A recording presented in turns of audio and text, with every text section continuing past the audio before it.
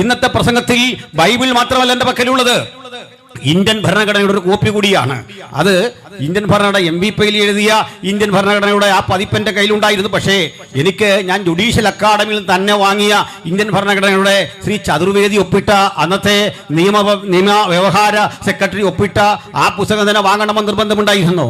അതിന്റെ ഒരു പോർഷൻ ഇംഗ്ലീഷും അടുത്ത പോർഷൻ മലയാളവുമാണ്.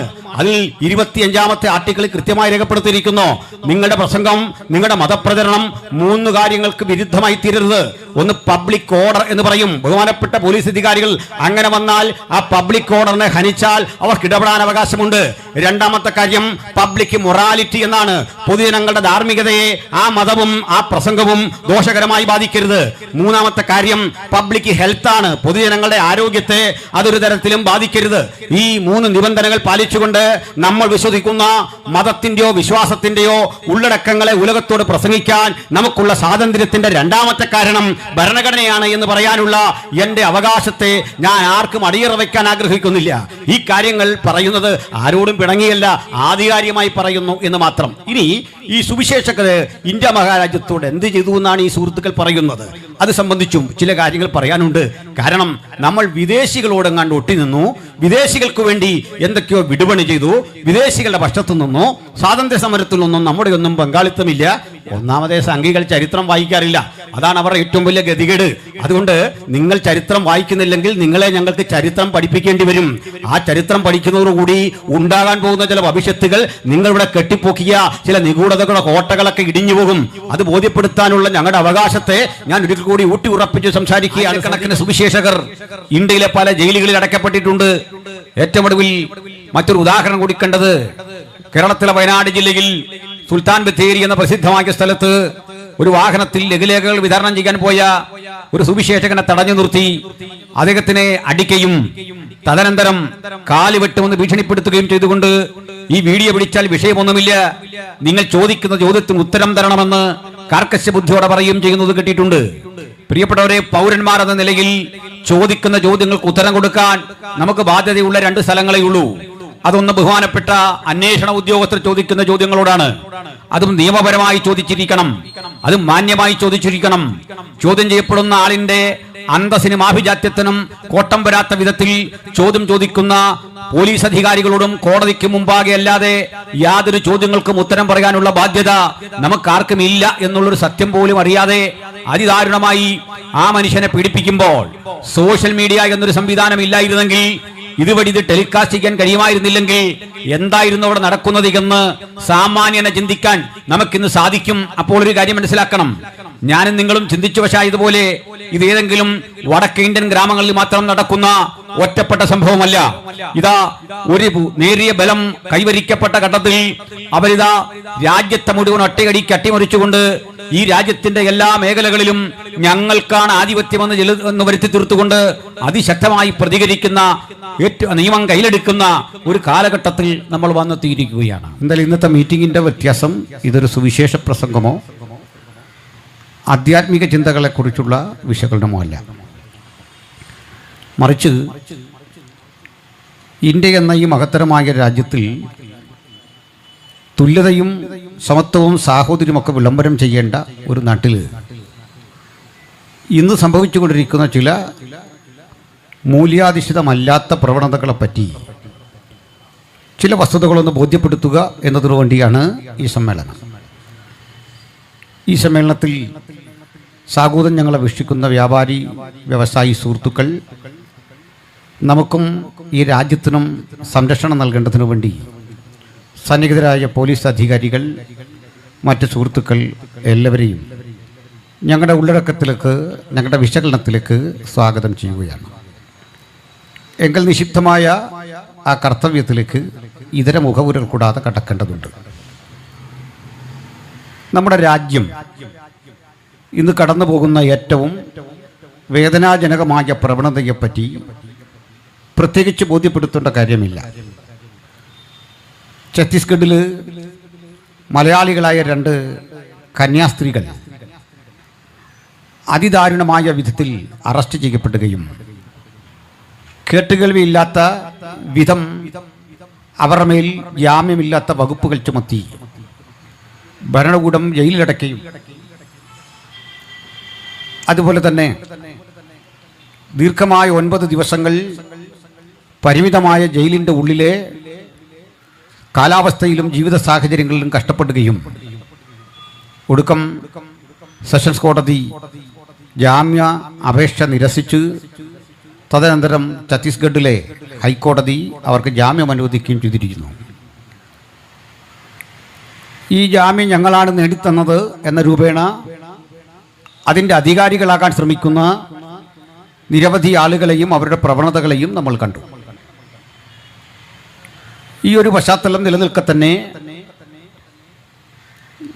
അധികം താമസമില്ലാതെ രാജസ്ഥാനിൽ സുവിശേഷ പ്രവർത്തനത്തിൽ ഏർപ്പെട്ടിരിക്കുന്ന തോമസ് ജോർജ് എന്നു പേരായ കട്ടപ്പന സ്വദേശിയായ ഒരു അസംബ്ലി സങ്കോട് ശുശ്രൂഷകന്റെ സഭാഹാളിനുള്ളിലേക്ക് കടന്നു കയറി JCB കൊണ്ട് അവിടെ ഉഴുതുമറിച്ച് ആ സ്ഥലം തങ്ങൾക്ക് അവകാശപ്പെട്ടതാണെന്ന രൂപേണ കൈയടക്കാൻ ശ്രമിക്കുകയും നിർബന്ധിത മതപരിവർത്തന കുറ്റം ചുമത്തിക്കൊണ്ട് അദ്ദേഹത്തിനും ജാമ്യമില്ലാത്ത വകുപ്പുകളനുസരിച്ച് കേസ് രജിസ്റ്റർ ചെയ്തിരിക്കുകയാണ്.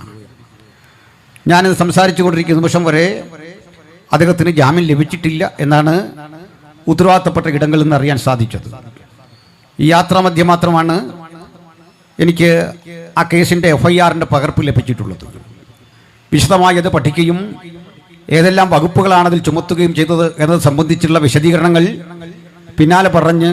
പിന്നാലെ ഒരു വീഡിയോ ചെയ്ത് അത് ബോധ്യപ്പെടുത്തണം എന്നുള്ള ആഗ്രഹത്തിലാണ്. ഇതോടൊപ്പം തന്നെ വന്ദന ഫ്രാൻസിസിനെയും പ്രീതി മീരയെയും അറസ്റ്റ് ചെയ്യുന്ന സമയം നിങ്ങൾ കണ്ടതാണ്.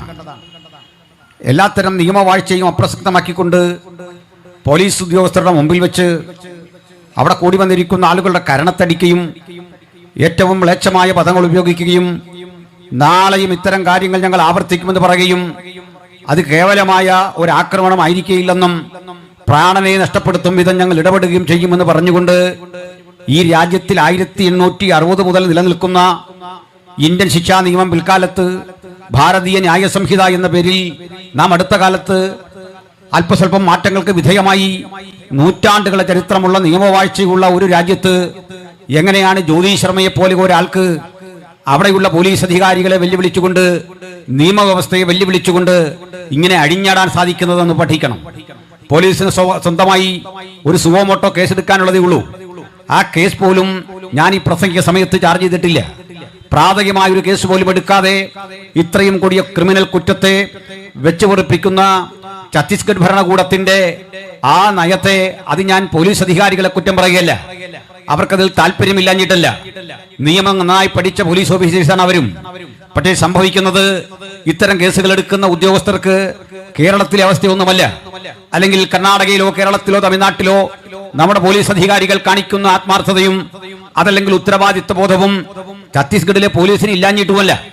മറിച്ച് അവരെ പരിരക്ഷിക്കേണ്ട ഭരണകൂടം ഇവർക്ക് നൽകിക്കൊടുക്കുന്ന നിർദ്ദേശമനുസരിച്ച് മാത്രം തങ്ങളുടെ മനസാക്ഷിയെ ലംഘിച്ചുകൊണ്ട് ഇങ്ങനെയുള്ള സമീപനങ്ങൾ എടുക്കാൻ ബാധ്യസ്ഥരായി തീരുന്ന വിധത്തിലേക്ക് ഒരു ഭരണ സംവിധാനം അധപ്പതിച്ചിരിക്കുന്നു എന്ന് വേണം കാണാൻ.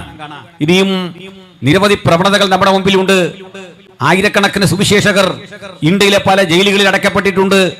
ഏറ്റവും ഒടുവിൽ മറ്റൊരു ഉദാഹരണം കൂടി കണ്ടത് കേരളത്തിലെ വയനാട് ജില്ലയിൽ സുൽത്താൻ ബത്തേരി എന്ന പ്രസിദ്ധമായ സ്ഥലത്ത് ഒരു വാഹനത്തിൽ ലഘുലേഖകൾ വിതരണം ചെയ്യാൻ പോയ ഒരു സുവിശേഷകനെ തടഞ്ഞു നിർത്തി അദ്ദേഹത്തിനെ അടിക്കുകയും തദനന്തരം കാല് വെട്ടുമെന്ന് ഭീഷണിപ്പെടുത്തുകയും ചെയ്തുകൊണ്ട് ഈ വീഡിയോ പിടിച്ചാൽ വിഷയമൊന്നുമില്ല, നിങ്ങൾ ചോദിക്കുന്ന ചോദ്യത്തിന് ഉത്തരം തരണമെന്ന് കാർക്കശ്യ ബുദ്ധിയോടെ പറയുകയും ചെയ്യുന്നത് കിട്ടിയിട്ടുണ്ട്.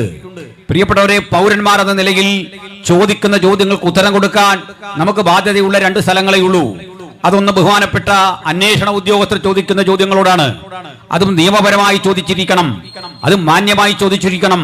ചോദ്യം ചെയ്യപ്പെടുന്ന ആളിന്റെ അന്തസ്സിനും ആഭിജാത്യത്തിനും കോട്ടം വരാത്ത വിധത്തിൽ ചോദ്യം ചോദിക്കുന്ന പോലീസ് അധികാരികളോടും കോടതിക്ക് മുമ്പാകെ അല്ലാതെ യാതൊരു ചോദ്യങ്ങൾക്കും ഉത്തരം പറയാനുള്ള ബാധ്യത നമുക്കാർക്കും ഇല്ല എന്നുള്ളൊരു സത്യം പോലും അറിയാതെ അതിദാരുണമായി ആ മനുഷ്യനെ പീഡിപ്പിക്കുമ്പോൾ സോഷ്യൽ മീഡിയ എന്നൊരു സംവിധാനം ഇല്ലായിരുന്നെങ്കിൽ, ഇതുവഴി ഇത് ടെലികാസ്റ്റ് ചെയ്യാൻ കഴിയുമായിരുന്നില്ലെങ്കിൽ എന്തായിരുന്നു അവിടെ നടക്കുന്നത് എന്ന് സാമാന്യനെ ചിന്തിക്കാൻ നമുക്കിന്ന് സാധിക്കും. അപ്പോൾ ഒരു കാര്യം മനസ്സിലാക്കണം, ഞാനും നിങ്ങളും ചിന്തിച്ചു വശായതുപോലെ ഇത് ഏതെങ്കിലും വടക്കേ ഇന്ത്യൻ ഗ്രാമങ്ങളിൽ മാത്രം നടക്കുന്ന ഒറ്റപ്പെട്ട സംഭവമല്ല. ഇതാ ഒരു നേരിയ ബലം കൈവരിക്കപ്പെട്ട ഘട്ടത്തിൽ അവരിതാ രാജ്യത്തെ മുഴുവൻ ഒറ്റയടിക്ക് അട്ടിമറിച്ചുകൊണ്ട് ഈ രാജ്യത്തിന്റെ എല്ലാ മേഖലകളിലും ഞങ്ങൾക്കാണ് ആധിപത്യമെന്ന് വരുത്തി തീർത്തുകൊണ്ട് അതിശക്തമായി പ്രതികരിക്കുന്ന നിയമം കയ്യിലെടുക്കുന്ന ഒരു കാലഘട്ടത്തിൽ നമ്മൾ വന്നെത്തിയിരിക്കുകയാണ്. ഇവിടെ ഞാൻ ഈ വസ്തുതകൾ പറയുമ്പോൾ ഞാൻ വിശ്വസിക്കുന്നില്ല കേരളത്തിലെ BJPക്ക് ഞാൻ പറയുന്നത് അവരെ എതിർക്കുമെന്ന് കരുതുന്നില്ല. മാത്രമല്ല അവർ കൂടി ഈ മീറ്റിങ്ങിനെ സപ്പോർട്ട് ചെയ്യേണ്ടവരാണ്. എന്തുകൊണ്ടാണ് അവർ സപ്പോർട്ട് ചെയ്യേണ്ടതെന്ന് പറഞ്ഞാൽ, അല്ലെങ്കിൽ അവരുടെ നിലപാട് വസ്തുതാപരമല്ല എന്ന് പറയേണ്ടി വരും. അവർ തന്നെ പറയുന്നു ഞങ്ങളാണ് ഈ കന്യാസ്ത്രീകളെ ജാമ്യത്തിൽ ഇറക്കിയത്. അവർ തന്നെ പറയുന്നു ഞങ്ങളാണ് ഇതിനു വേണ്ടി പണിയെടുത്തത്. ഞങ്ങളാണ് പണിയെടുത്തതെന്ന് പറയുന്നതിൽ ഏറ്റവും മുൻപ് നിൽക്കുന്നത് ബഹുമാനപ്പെട്ട രാജീവ് ചന്ദ്രശേഖർജിയാണ്. ആ ചന്ദ്രശേഖർജി അതൊക്കെ ചെയ്തു എന്ന് കരുതിക്കൊണ്ട് ചില സഭാവിഭാഗങ്ങളുടെ മേധാവികൾ BJPയുടെ സംസ്ഥാന കമ്മിറ്റി ഓഫീസാകുന്ന മാരാർജി ഭവനിൽ ചെല്ലുകയും കേക്ക് മുറിക്കുകയും ചെയ്യുന്ന വാർത്തകൾ നമ്മൾ കണ്ടു. അതെന്തുമായിക്കൊള്ളട്ടെ, അങ്ങനെയെങ്കിൽ അവർ മറ്റൊന്നുകൂടി പറയുന്നു. ചന്ദ്രശേഖർജിയുടെ വാക്കുകൾ കേട്ടാൽ അദ്ദേഹം പറയുകയാണ് ഛത്തീസ്ഗഡ് ഗവൺമെന്റിന് തെറ്റുപറ്റിയിട്ടുണ്ട്, അവിടുത്തെ പോലീസിന് തെറ്റുപറ്റിയിട്ടുണ്ട്. കാരണം ഈ കന്യാസ്ത്രീകൾ മനുഷ്യക്കടത്തുകാരല്ല. ആ കന്യാസ്ത്രീകൾ നല്ല നല്ല മനുഷ്യരാണ്, നല്ല നല്ല ആളുകളാണ്. അവർക്ക് മതപരിവർത്തന ശ്രമങ്ങളില്ല. ആ കൂടെ ചന്ദ്രശേഖർജി മറ്റൊന്നുകൂടി പറയുന്നുണ്ട്, ആരാണ് ഈ മതപരിവർത്തനം നടത്തുന്നത് അറിയണ്ടേ? അതൊരു പറ്റം പെന്തക്കോസ്റ്റുകാരാണ്. അവരൊഴിച്ചാരും ഇവിടെ മതപരിവർത്തനം നടത്തുന്നില്ല. അങ്ങനെ ഈ നടന്ന സംഭവങ്ങൾ ക്ലീൻ ചിറ്റ് നൽകുകയും ഈ കന്യാസികൾക്ക് പിന്തുണ പ്രഖ്യാപിക്കുകയും ചെയ്തിട്ടുണ്ടെങ്കിൽ അതേ പിന്തുണ ഞങ്ങളും ഇവിടെ കൊടുക്കുമ്പോൾ പ്രിയപ്പെട്ട BJPയുടെ നേതാക്കൾ ആരും പ്രകോപിതരാകേണ്ട കാര്യമൊന്നുമില്ല. കാരണം നിങ്ങളും ഞങ്ങളും ഈ സ്റ്റാൻഡ് ഒന്നാണെങ്കിൽ പിന്നെ എന്താണ് പ്രകോപിതരാകേണ്ടത്? നിങ്ങൾക്കും ഞങ്ങൾക്കും ഈ വിഷയത്തിൽ ഒരേ കാഴ്ചപ്പാടുള്ളതെങ്കിൽ എന്തിനാണ് പ്രകോപിതരാകേണ്ടത്? കാരണം കന്യാസികൾക്കെതിരെ ചാർജ് ചെയ്തത് അനാവശ്യമായ കുറ്റങ്ങളാണ്. ആ വകുപ്പുകൾ നിലനിൽക്കുന്നതല്ല. അവരിൽ മനുഷ്യക്കടത്ത് ആരോപിക്കാൻ കഴിയുകയില്ല. 18 വയസ്സിൽ താഴെയുള്ള കുട്ടികളെ നിർബന്ധിതമായി എന്തെങ്കിലും പറഞ്ഞവർ കടത്തിക്കൊണ്ടു പോന്നിട്ടില്ല. 18 വയസ്സിന് മീതെ പ്രായമുള്ള കുട്ടികൾ ഈ കൂടെ ആദിവാസി യുവാവിനെ കൂടി അവിടെ ഇട്ടിട്ടുണ്ട്. ഇത്തരം വസ്തുതകൾ പഠിച്ചുകൊണ്ട് തന്നെയാണ് ശ്രീ ചന്ദ്രശേഖർ പ്രതികരിക്കുന്നതെങ്കിൽ ആ പ്രതികരണം ഈ നാടിന്റെ പൾസ് മനസ്സിലാക്കിയാണ്, സ്പന്ദനം മനസ്സിലാക്കിയാണ്. ഞാൻ അതിന്റെ ചില കാര്യകാരണങ്ങളിലേക്ക് യഥോചിതമൊന്ന് വന്നിട്ട് ഈ വിശദാംശത്തിലേക്ക് കിടക്കാം. നമ്മുടെ രാജ്യത്തിലെ സംഘപരിവാര സഹോദരങ്ങൾ ഇക്കാര്യത്തെ പുലർത്തിവരുന്ന തന്ത്രപരമായ ഒരു സമീപനത്തെ നമ്മുടെ പാസ്റ്റർമാരും വിശ്വാസികളും പുരോഹിതന്മാരും തിരിച്ചറിയേണ്ടതുണ്ട്. ഇത്തരം മീറ്റിങ്ങുകൾ, പൊതുയോഗങ്ങൾ, പൊതു ഇടങ്ങളിലെ നമ്മുടെ പരിപാടികൾ, ലഘുലേഖയുടെ വിതരണങ്ങൾ ഇതൊക്കെ നടക്കുന്ന ഇടത്ത് നമ്മുടെ അരികിലേക്ക് ഓടി വന്നിട്ട് കാവിയണിഞ്ഞ ചില സഹോദരന്മാർ ആക്ഷേപം ഉന്നയിക്കുകയും ഇത് ഞങ്ങൾ ഭൂരിപക്ഷ മേഖലയാണ്, നിങ്ങൾക്ക് ഇവിടെ ഇത് കൊടുക്കാൻ പാടില്ല, നിങ്ങൾ ഞങ്ങളുടെ വീടുകളിൽ കയറാൻ പാടില്ല ഇത്യാദി ചില കാര്യങ്ങൾ പറയും. വാസ്തവത്തിൽ നമ്മളാരും ഇവരുടെ വീടുകളിൽ പോയിട്ടില്ല, നമ്മളാരും ഇവരെ മതം മാറ്റാൻ ശ്രമിച്ചിട്ടില്ല, നമ്മളാരും ഇവരെ അട്ടിമറിക്കാൻ ശ്രമിച്ചിട്ടില്ല. ഒരു ദുരുദ്ദേശത്തോടും കൂടെ പോകാതെ ബൈബിളും കയ്യിൽ എന്ത് വഴിയിൽ നിന്നുകൊണ്ട് മദ്യവും മയക്കുമരുന്ന് സമൂഹത്തിന് വരുത്തുന്ന ദൂഷ്യവശങ്ങളെ കുറിച്ച് പറയുകയും നമ്മുടെ വിശ്വാസത്തിന്റെയും പ്രത്യാശയുടെയും ആകത്തുകയായ ബൈബിളിന്റെ ഉള്ളടക്കങ്ങൾ പ്രസംഗിക്കുകയും ചെയ്യുമ്പോൾ അത് കേട്ടിട്ട് അത് മതപരിവർത്തനമാണ് എന്ന് പറഞ്ഞുകൊണ്ട് ഈ ആളുകൾ അതിരൂക്ഷമായി ആക്രമിക്കുകയും ചെറുത്തു നിൽക്കാൻ പോലും സാഹചര്യമില്ലാത്ത വിധത്തിൽ ദൈവദാസന്മാർ ആക്രമിക്കപ്പെടുകയും ദൈവമക്കൾ പീഡിപ്പിക്കുകയും ചെയ്യപ്പെടുന്നത് ഒരു നിത്യസംഭവമായി മാറുന്നു. എന്നാൽ രണ്ടാമത്തെ ഒരു ഘട്ടമുണ്ട്. പ്രാദേശിക തലത്തിലെ ഇത്തരം നേതാക്കന്മാർ ആക്രമിക്കാൻ വന്നിട്ട് അല്ലെങ്കിൽ കുട്ടികളെ പ്രകോപിതരാക്കി പറഞ്ഞയച്ചിട്ട് അതിരൂക്ഷമായ ആക്രമണത്തിന് അനന്തരം വസ്തുതകൾ കൈവിട്ടുപോയി എന്നറിയുമ്പോൾ ഇതിന്റെ സംസ്ഥാന കമ്മിറ്റിയിലെ നേതാക്കന്മാർ വന്നിട്ട് ആശ്വാസമൂതുന്ന ഒരു പ്രക്രിയയുണ്ട്.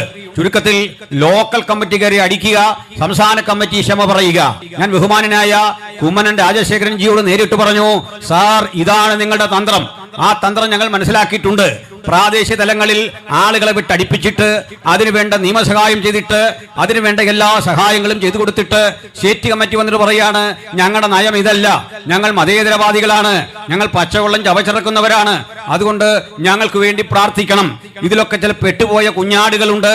ഞാനൊരു കാര്യം ഉറപ്പായി പറയാം, ഒരു തരത്തിലും സംഘപരിവാരങ്ങൾക്ക് മനുഷ്യനെ സ്നേഹിക്കാൻ കഴിയുകയില്ല. അത്തരമൊരു പ്രത്യയശാസ്ത്രം അവരുടെ പക്കലില്ല. സമത്വവും സാഹോദര്യം എന്നൊരു പദം അവരുടെ നിഘണ്ടുവിലെവിടെയുമില്ല. സമത്വം, സാഹോദര്യം, ജനാധിപത്യം ഇത്യാദി യാതൊരു പദങ്ങളും ജീവിതത്തിൽ പഠിച്ചിട്ടില്ലാത്തവർ വെറുക്കുന്നൊരു ഗ്രന്ഥം ലോകത്തുണ്ടെങ്കിൽ അത് ഇന്ത്യൻ ഭരണഘടനയാണ്. ആ ഇന്ത്യൻ ഭരണഘടനയോടുള്ള വെറുപ്പിന്റെ അടിസ്ഥാന കാരണം അത് സ്ഥാപിക്കപ്പെട്ടത് രാജ്യത്തിലെ കരിനിയമങ്ങളെ മുഴുവൻ അപ്രസക്തമാക്കിക്കൊണ്ടാണ്. നമുക്കറിയാം, ഒരു കാലഘട്ടത്തിൽ ഈ രാജ്യം കടന്നുപോയ ഏറ്റവും വേദനാജനകമായ ചില സാഹചര്യങ്ങൾ ഉണ്ടായിരുന്നു. ഈ രാജ്യത്തിന്റെ നിയമവ്യവസ്ഥിതി എന്തായിരുന്നു? ഞാൻ അത്തരം ചില കാര്യങ്ങളെ കുറിച്ച് പറഞ്ഞ നിരവധി പരാമർശങ്ങൾ ഇവിടെ കിടപ്പുണ്ട്. ഞാൻ അതിനെ സംക്ഷിപ്തമായി ചില കാര്യങ്ങൾ ഒന്ന് ബോധ്യപ്പെടുത്താം. അതിലൊരു അപവാദമായിട്ടുള്ളത്, നമ്മൾ പാൽപ്പൊടി കൊടുത്തും മറ്റ് ഭൗതികമായ കാര്യങ്ങളൊക്കെ കൊടുത്തും ആളുകളെ മതം മാറ്റുന്നു എന്നൊരു പ്രക്രിയയാണ്. പ്രിയപ്പെട്ടവരെ, എന്നിട്ട് മറുഭാഗത്ത് ഇവർ പറയുന്ന ഒരു കാര്യമുണ്ട്. പാൽപ്പൊടി കൊടുത്തു, വസ്ത്രം കൊടുത്തു, പാവപ്പെട്ടവരുടെ ദൈന്യത മുതലെടുത്തുകൊണ്ട് അവരരികിലേക്ക് ചെന്ന് അവരെ മതം മാറ്റാൻ ശ്രമിച്ചു എന്നൊക്കെയാണ് പറയുന്നത്. പക്ഷേ മറുഭാഗത്ത് പറയും, ഇന്ത്യ വലിയ പാരമ്പര്യമുള്ള ഒരു നാടാണ്, ഇന്ത്യക്ക് മഹത്തായ ആർഷഭാരത സംസ്കാരമുണ്ട്, ആ സംസ്കാരം സായിപ്പ് വന്ന് തച്ചുടച്ചു കളഞ്ഞു, മഹത്തരമായി പാരമ്പര്യമുണ്ടെന്ന് പറയുന്ന അതേ നാവ് കൊണ്ട് പറയും, 5000 വർഷം പഴക്കമുള്ള ഞങ്ങളുടെ ഈ പാരമ്പര്യത്തെ സായിപ്പ് പാൽപ്പൊടി കൊണ്ടുവന്നിട്ട് നശിപ്പിച്ചു. എന്റെ സ്നേഹിത, ലജ്ജാവഹമല്ലേ നിങ്ങൾ ഈ പറയുന്നത്? ഋഷിമാർ കാടുകളിൽ ഇരുന്ന് വനാന്തരങ്ങളിൽ ഇരുന്ന് കഷ്ടപ്പെട്ട് നിഗൂഢതയോടെ പ്രാപിച്ച വെളിപ്പാടുകൾ മുഴുവൻ സായിപ്പ് കൊണ്ടുവന്ന പാൽപ്പൊടിക്കകത്ത് തകർന്നു പോകുമെങ്കിൽ പാൽപ്പൊടിക്കാണോ ശ്രേഷ്ഠതയുള്ളത്? 5000 വർഷത്തെ പാരമ്പര്യത്തിനാണോ? 5000 വർഷത്തെ പരമ്പരാഗതമായ സാംസ്കാരിക മൂല്യമുണ്ടെന്ന് വീമ്പിളക്കുന്ന നിങ്ങൾ കേവലം പാൽപ്പൊടി കണ്ടപ്പോൾ ആ പാൽപ്പൊടിക്ക് പിന്നാലെ പോകുന്ന ആളുകളെ എങ്ങനെയാണ് സൃഷ്ടിച്ചെടുത്തത് എന്ന് പഠിക്കണം. ഞാൻ അതിന്റെ ചില ചരിത്രപരമായ സംഗതികൾ ഒന്ന് വിശദീകരിക്കാൻ ബാധ്യസ്ഥനായി തീരുകയാണ്. അതിലേക്ക് നമുക്ക് ഒന്ന് അടുത്തു വരാം. പ്രിയപ്പെട്ടവരെ, ഞാൻ വളരെ കൃത്യതയോടെ പറയാം, ഈ രാജ്യത്തിലേക്ക് വിദേശികൾ വന്നതും വിദേശികൾക്ക് ഈ രാജ്യത്തെ അടിയറവ് വെച്ചതുമായ ചില ചരിത്ര സംഗതികൾ കൂടി പഠിക്കേണ്ടതുണ്ട്. എന്തെങ്കിലും നമ്മൾ സംസാരിച്ചാലുടൻ നമ്മൾ അമേരിക്കൻ ചാരന്മാരാണ്, വിദേശ പണം പറ്റിക്കൊണ്ട് ഇന്ത്യയിൽ സുവിശേഷം ചെയ്യുകയാണ്. പക്ഷെ മറ്റൊന്നുകൂടി അറിയണം, കഴിഞ്ഞ 13 കൊല്ലങ്ങൾ ഈ രാജ്യത്തിലെ പ്രധാനപ്പെട്ട ആത്മീയ സംഘടനകളെ മുഴുവൻ ഫോറിൻ കറൻസികൾ വരുവാനുള്ള സകല ചാനലുകളും അടച്ചു, ആ രജിസ്ട്രേഷൻ മുഴുവൻ റദ്ദാക്കി. പ്രധാനപ്പെട്ട സുവിശേഷ സംഘടനകളുടെ വരുമാന സ്രോതസ്സുകൾ മുഴുവൻ അങ്ങനെ അടച്ചു. കാരണം FCRA, foreign currency regulating act, FERA, ഈ സംവിധാനം മുഖാന്തരം ലഭ്യമാകേണ്ട ഈ ഫോറിൻ മണി മാറിയെടുക്കാനുള്ള സൗകര്യങ്ങൾ മുഴുവൻ അപ്രസക്തമാക്കി. എന്നാൽ ഈ രാജ്യത്ത് ഏറ്റവും അധികം ഫോറിൻ മണി കരഗതമാക്കുന്നത് ഡേറ്റ വെച്ച് എനിക്ക് പറയാനായിട്ട് സാധിക്കും, അതൊരിക്കലും ഇന്ത്യയിലെ ക്രൈസ്തവരല്ല. 1, 2 സ്ഥാനത്ത് ഇന്ത്യയിലെ ക്രൈസ്തവരല്ല ഫോറിൻ മണി ഏറ്റവും അധികം കളക്ട് ചെയ്യുന്നത്. പിന്നെ ആരാണെന്ന് അറിയണ്ടേ? അമൃതാനന്ദമയി മഠത്തിനാണ് ഏറ്റവും അധികം വിദേശ വരുമാനമുള്ളത്. ആ സ്ഥാപനം ഓഡിറ്റിംഗിന് വിധേയമാക്കണമെന്ന് പറയാൻ തുടങ്ങിയിട്ട് കാലം കുറയായി. അത് നിർവഹിക്കാത്ത ഈ രാജ്യത്തിലെ ഭരണകൂടം ഞങ്ങളുടെ ഇത്തരം FCRകളെ റദ്ദ് ചെയ്ത് കഴിഞ്ഞ 13 കൊല്ലം കൊണ്ട് വീർപ്പ് മുട്ടിക്കാൻ ശ്രമിച്ചിട്ടും ഞങ്ങൾക്കൊരു കാര്യം അറിയാം, ഞങ്ങളുടെ പ്രവർത്തനങ്ങൾ മുമ്പോട്ട് പോകുന്നത് സായിപ്പിന്റെ മടിശീല കണ്ടോ അവിടെ ഒഴുകുന്ന പണത്തിന്റെ കുത്തൊഴുക്ക് കൊണ്ടോ അല്ല, ആത്മാർത്ഥമായി മുണ്ടുമുറുക്കി ഉടുത്തുകൊണ്ട് ഞങ്ങൾ വിശ്വസിക്കുന്ന വിശ്വാസ പ്രമാണത്തിന് വേണ്ടി ധീരധീരം നിൽക്കാനുള്ള, പട്ടിണി സഹിച്ചും ദാരിദ്ര്യം സഹിച്ചും ഞങ്ങൾ എന്താണ് പ്രാപിച്ചത് അറിഞ്ഞത് അത് ഉലകത്തോട് പ്രസംഗിക്കാനുള്ള ഞങ്ങളുടെ ആത്മാർത്ഥതയാണ് കൈമുതൽ. അതുകൊണ്ട് നിങ്ങളൊരു കാര്യം പഠിക്കണം, കഴിഞ്ഞ 13 കൊല്ലം കൊണ്ട് ഈ രാജ്യത്ത് ഞങ്ങളുടെ വളർച്ച ഗണ്യമായ നിലയിൽ പുരോഗതി കൈവരിച്ചിട്ടുണ്ട്. 2.5% എന്നറിയപ്പെടുന്ന ഞങ്ങളുടെ ആകത്തുക ശതമാനക്കണക്കിൽ ഗണ്യമായ വിധത്തിൽ വർധന വന്നത് ആദരണനായ മോഡിജി ഇന്ത്യ ഭരിക്കും കാലത്താണെങ്കിൽ മോഡിജിയെ പോലെയോ അല്ലെങ്കിൽ മോഡിജി തന്നെയോ അടുത്തൊരു 10 വർഷം കൂടി ഇന്ത്യ ഭരിച്ചാലും ഞങ്ങൾക്ക് മോഡിജിയോട് വിരോധമില്ല, ഈ ഭരണകൂടത്തോട് വിരോധമില്ല, സംഘപരിവാര ശക്തികളുടെ വിരോധമില്ല, ഞങ്ങൾക്കാർക്കും ശത്രുക്കളില്ല. അതിന്റെ കാരണം ഞങ്ങളുടെ ഗുരുനാഥൻ പഠിപ്പിച്ചത് നിങ്ങൾക്ക് യുദ്ധമുണ്ട്, പോരാട്ടമുണ്ട്, അത് ആയുധമെടുത്തല്ല, ആശയം കൊണ്ടുള്ള യുദ്ധമാണ്. നിങ്ങൾക്ക് പോരാട്ടമുണ്ട്, അത് ഏതെങ്കിലും മനുഷ്യനോടല്ല, ബൈബിളിന്റെ ഭാഷയിൽ പറഞ്ഞാൽ അത് ജഡരക്തങ്ങളോടല്ല, വാഴ്ചകളോടും അധികാരങ്ങളോടും സ്വർലോകങ്ങളുടെ ദുഷ്ടാത്മസേനകളോടും പോരാടിക്കൊണ്ട് 2000 ആണ്ടായി ഇഹലോകത്തിൽ ഉറപ്പിക്കപ്പെട്ട ഈ മാർഗത്തെ ഉന്മൂലനം ചെയ്യാൻ പടപ്പുറപ്പാട് നടത്തിയ റോമൻ ഭരണകൂടം മുതൽ ഇന്ത്യയിലെ സമകാലിക ഭരണകൂടം വരെയുള്ളവരുടെ ചരിത്രം പഠിച്ചാൽ എവിടെയും മുട്ടുമടക്കാതെ ആർജവത്തോടെ മരണത്തിന്റെ മുമ്പിൽ മേൽപ്പിച്ചു കൊടുത്തുകൊണ്ട് തിരിച്ചടിക്കാൻ കൈയോങ്ങാതെ വാള് കയ്യിൽ എടുക്കാതെ ആയുധം കയ്യിലെടുക്കാതെ ആശയ സമരത്തിന്റെ പണ്ടാവിൽ ഉജ്ജ്വലമായി രൂപപ്പെടുത്തിയ അതുല്യമായ മാർഗത്തിന്റെ പേരാണ് ക്രിസ്ത്യാനിറ്റി. അതിന്റെ അന്തസ്സും ആഭിജാത്യം ഉറപ്പിച്ചുകൊണ്ട് അത് ഉലകത്തോട് വിളംബരം ചെയ്യുന്ന ആ സുവിശേഷ സന്ദേശത്തിന്റെ സംക്ഷിപ്തം ഞാൻ ഈ യോഗത്തിലും പറയാൻ ആഗ്രഹിക്കുന്നു. മറ്റൊരു വല്ലും രക്ഷയില്ല.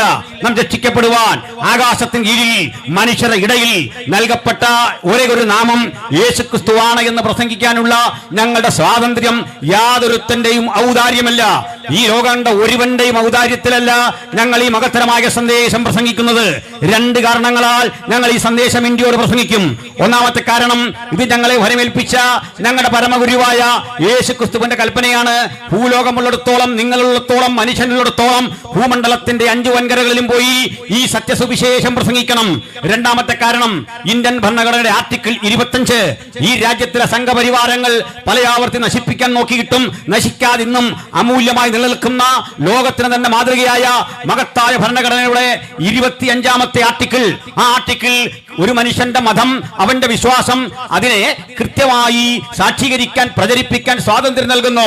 To profess and propagate your ideology. 3 നിബന്ധനകൾ അവിടെ വെച്ചിട്ടുണ്ട്. അതിന് എതിരെ 3 നിബന്ധനകൾ നമ്മുടെ ഇന്ത്യൻ ഭരണഘടനയിൽ വെച്ചിട്ടുണ്ട്. ഞാൻ ആ ഭരണഘടനയുടെ ഒരു ആധികാരിക കോപ്പിയുമായിട്ടാണ് ഇവിടെ വന്നിരിക്കുന്നത്. ഇന്നത്തെ പ്രസംഗത്തിൽ ബൈബിൾ മാത്രമല്ല എന്റെ പക്കലുള്ളത്, ഇന്ത്യൻ ഭരണഘടനയുടെ ഒരു കോപ്പി കൂടിയാണ്. അത് ഇന്ത്യൻ ഭരണഘടന MVP എഴുതിയ ഇന്ത്യൻ ഭരണഘടനയുടെ ആ പതിപ്പ് എൻ്റെ കയ്യിലുണ്ടായിരുന്നു. പക്ഷേ ഞാൻ ജുഡീഷ്യൽ അക്കാദമിയിൽ തന്നെ വാങ്ങിയ ഇന്ത്യൻ ഭരണഘടനയുടെ ശ്രീ ചതുർവേദി ഒപ്പിട്ട, അന്നത്തെ നിയമ വ്യവഹാര സെക്രട്ടറി ഒപ്പിട്ട ആ പുസ്തകം തന്നെ വാങ്ങണമെന്ന് നിർബന്ധമുണ്ടായിരുന്നു. അതിന്റെ ഒരു പോർഷൻ ഇംഗ്ലീഷും അടുത്ത പോർഷൻ മലയാളവുമാണ്. അതിൽ 25ാമത്തെ ആർട്ടിക്കിൾ കൃത്യമായി രേഖപ്പെടുത്തിയിരിക്കുന്നു, നിങ്ങളുടെ പ്രസംഗം, നിങ്ങളുടെ മതപ്രചരണം 3 കാര്യങ്ങൾക്ക് വിരുദ്ധമായി തീരരുത്. ഒന്ന് പബ്ലിക് ഓർഡർ എന്ന് പറയും. ബഹുമാനപ്പെട്ട പോലീസ് അധികാരികൾ അങ്ങനെ വന്നാൽ ആ പബ്ലിക് ഓർഡറിനെ ഹനിച്ചാൽ അവർക്ക് ഇടപെടാൻ അവകാശമുണ്ട്. രണ്ടാമത്തെ കാര്യം പബ്ലിക് മൊറാലിറ്റി എന്നാണ്. പൊതുജനങ്ങളുടെ ധാർമ്മികതയെ ആ മതവും ആ പ്രസംഗവും ദോഷകരമായി ബാധിക്കരുത്.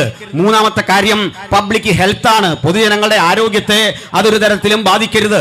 ഈ 3 നിബന്ധനകൾ പാലിച്ചുകൊണ്ട് നമ്മൾ വിശ്വസിക്കുന്ന മതത്തിന്റെയോ വിശ്വാസത്തിന്റെയോ ഉള്ളടക്കങ്ങളെ ഉലകത്തോട് പ്രസംഗിക്കാൻ നമുക്കുള്ള സ്വാതന്ത്ര്യത്തിന്റെ രണ്ടാമത്തെ കാരണം ഭരണഘടനയാണ് എന്ന് പറയാനുള്ള എന്റെ അവകാശത്തെ ഞാൻ ആർക്കും അടിയറ വയ്ക്കാൻ ആഗ്രഹിക്കുന്നില്ല.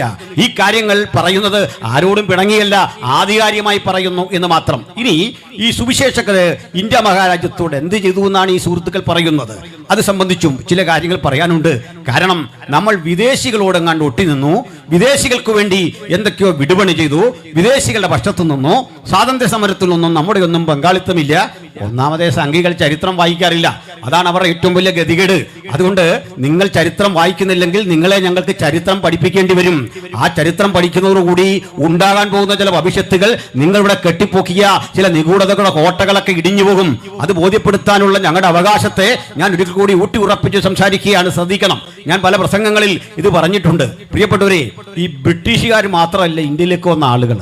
ഇത് വ്യത്യസ്ത തരം ഈസ്റ്റ് ഇന്ത്യ കമ്പനികൾ ഉണ്ടായിരുന്നു. ഡച്ചുകാർക്ക് ഈസ്റ്റ് ഇന്ത്യ കമ്പനി ഉണ്ടായിരുന്നു, അതുപോലെ തന്നെ ഫ്രഞ്ചുകാർക്ക് ഈസ്റ്റ് ഇന്ത്യ കമ്പനി ഉണ്ടായിരുന്നു, ഇംഗ്ലീഷുകാർക്ക് ഈസ്റ്റ് ഇന്ത്യ കമ്പനി ഉണ്ടായിരുന്നു. ഇതിനൊക്കെ കാരണമായി തീർന്ന ചില സംഭവങ്ങൾ, മാർക്കോപോളോ എന്നറിയപ്പെടുന്ന ഒരു വിദേശ സഞ്ചാരി നമ്മുടെ കേരളത്തിൽ വന്ന് പാർത്തു. ഇവിടുന്നാണ് ഈ പ്രശ്നങ്ങളുടെ പ്രഭവ കേന്ദ്രം. മാർക്കോപോളോ ഇന്ത്യയിലേക്ക് വരുന്നത് സമുദ്രമാർഗമാണ്. അയാള് ചൈനയിലേക്ക് പോകുന്ന വഴിക്ക് ഇന്ത്യയിൽ വന്നപ്പോൾ ഇത് കടൽ മാർഗം വരുന്ന വഴിക്ക് കേരളത്തിൽ കുറേ നാൾ താമസിച്ചു. ഈ നാടിന്റെ ഗുണ സവിശേഷതകളെ കുറിച്ച്, ഈ രാജ്യത്തെ നാടിന്റെ ഉൽപ്പന്നങ്ങളെ കുറിച്ച് അദ്ദേഹം വിശദീകരിച്ച യാത്രാ വിവരണങ്ങൾ വളരെ പെട്ടെന്ന് വിദേശ രാജ്യങ്ങളിലെല്ലാം ആളുകൾ സ്വീകരിച്ചു. കാരണം അവർ ചരിത്രം പഠിക്കുന്ന ആളുകളായിരുന്നു. ഇന്ത്യയിൽ ഇന്ന ഉൽപ്പന്നങ്ങളുണ്ട്, കുരുമുളകുണ്ട്, സുഗന്ധ വ്യഞ്ജനങ്ങളുണ്ടെന്നുള്ള ഇദ്ദേഹം എഴുതി. അധികം താമസിക്കാതെ ഇബ്നു ബത്തൂത്ത എന്നറിയപ്പെടുന്ന ഒരു സഞ്ചാരി ഇന്ത്യയിലേക്ക് വന്നു. അദ്ദേഹവും കേരളത്തിൽ 4-5 കൊല്ലം പാർത്തു. ഇബ്നു ബത്തൂത്ത കണ്ട ഇന്ത്യ എന്ന പേരിൽ പുസ്തകം തന്നെ ഉണ്ടല്ലോ, നിങ്ങളൊക്കെ അത് പഠിച്ചിട്ടുണ്ട്. ബാർബോസ ഇന്ത്യയിലേക്ക് വന്നു.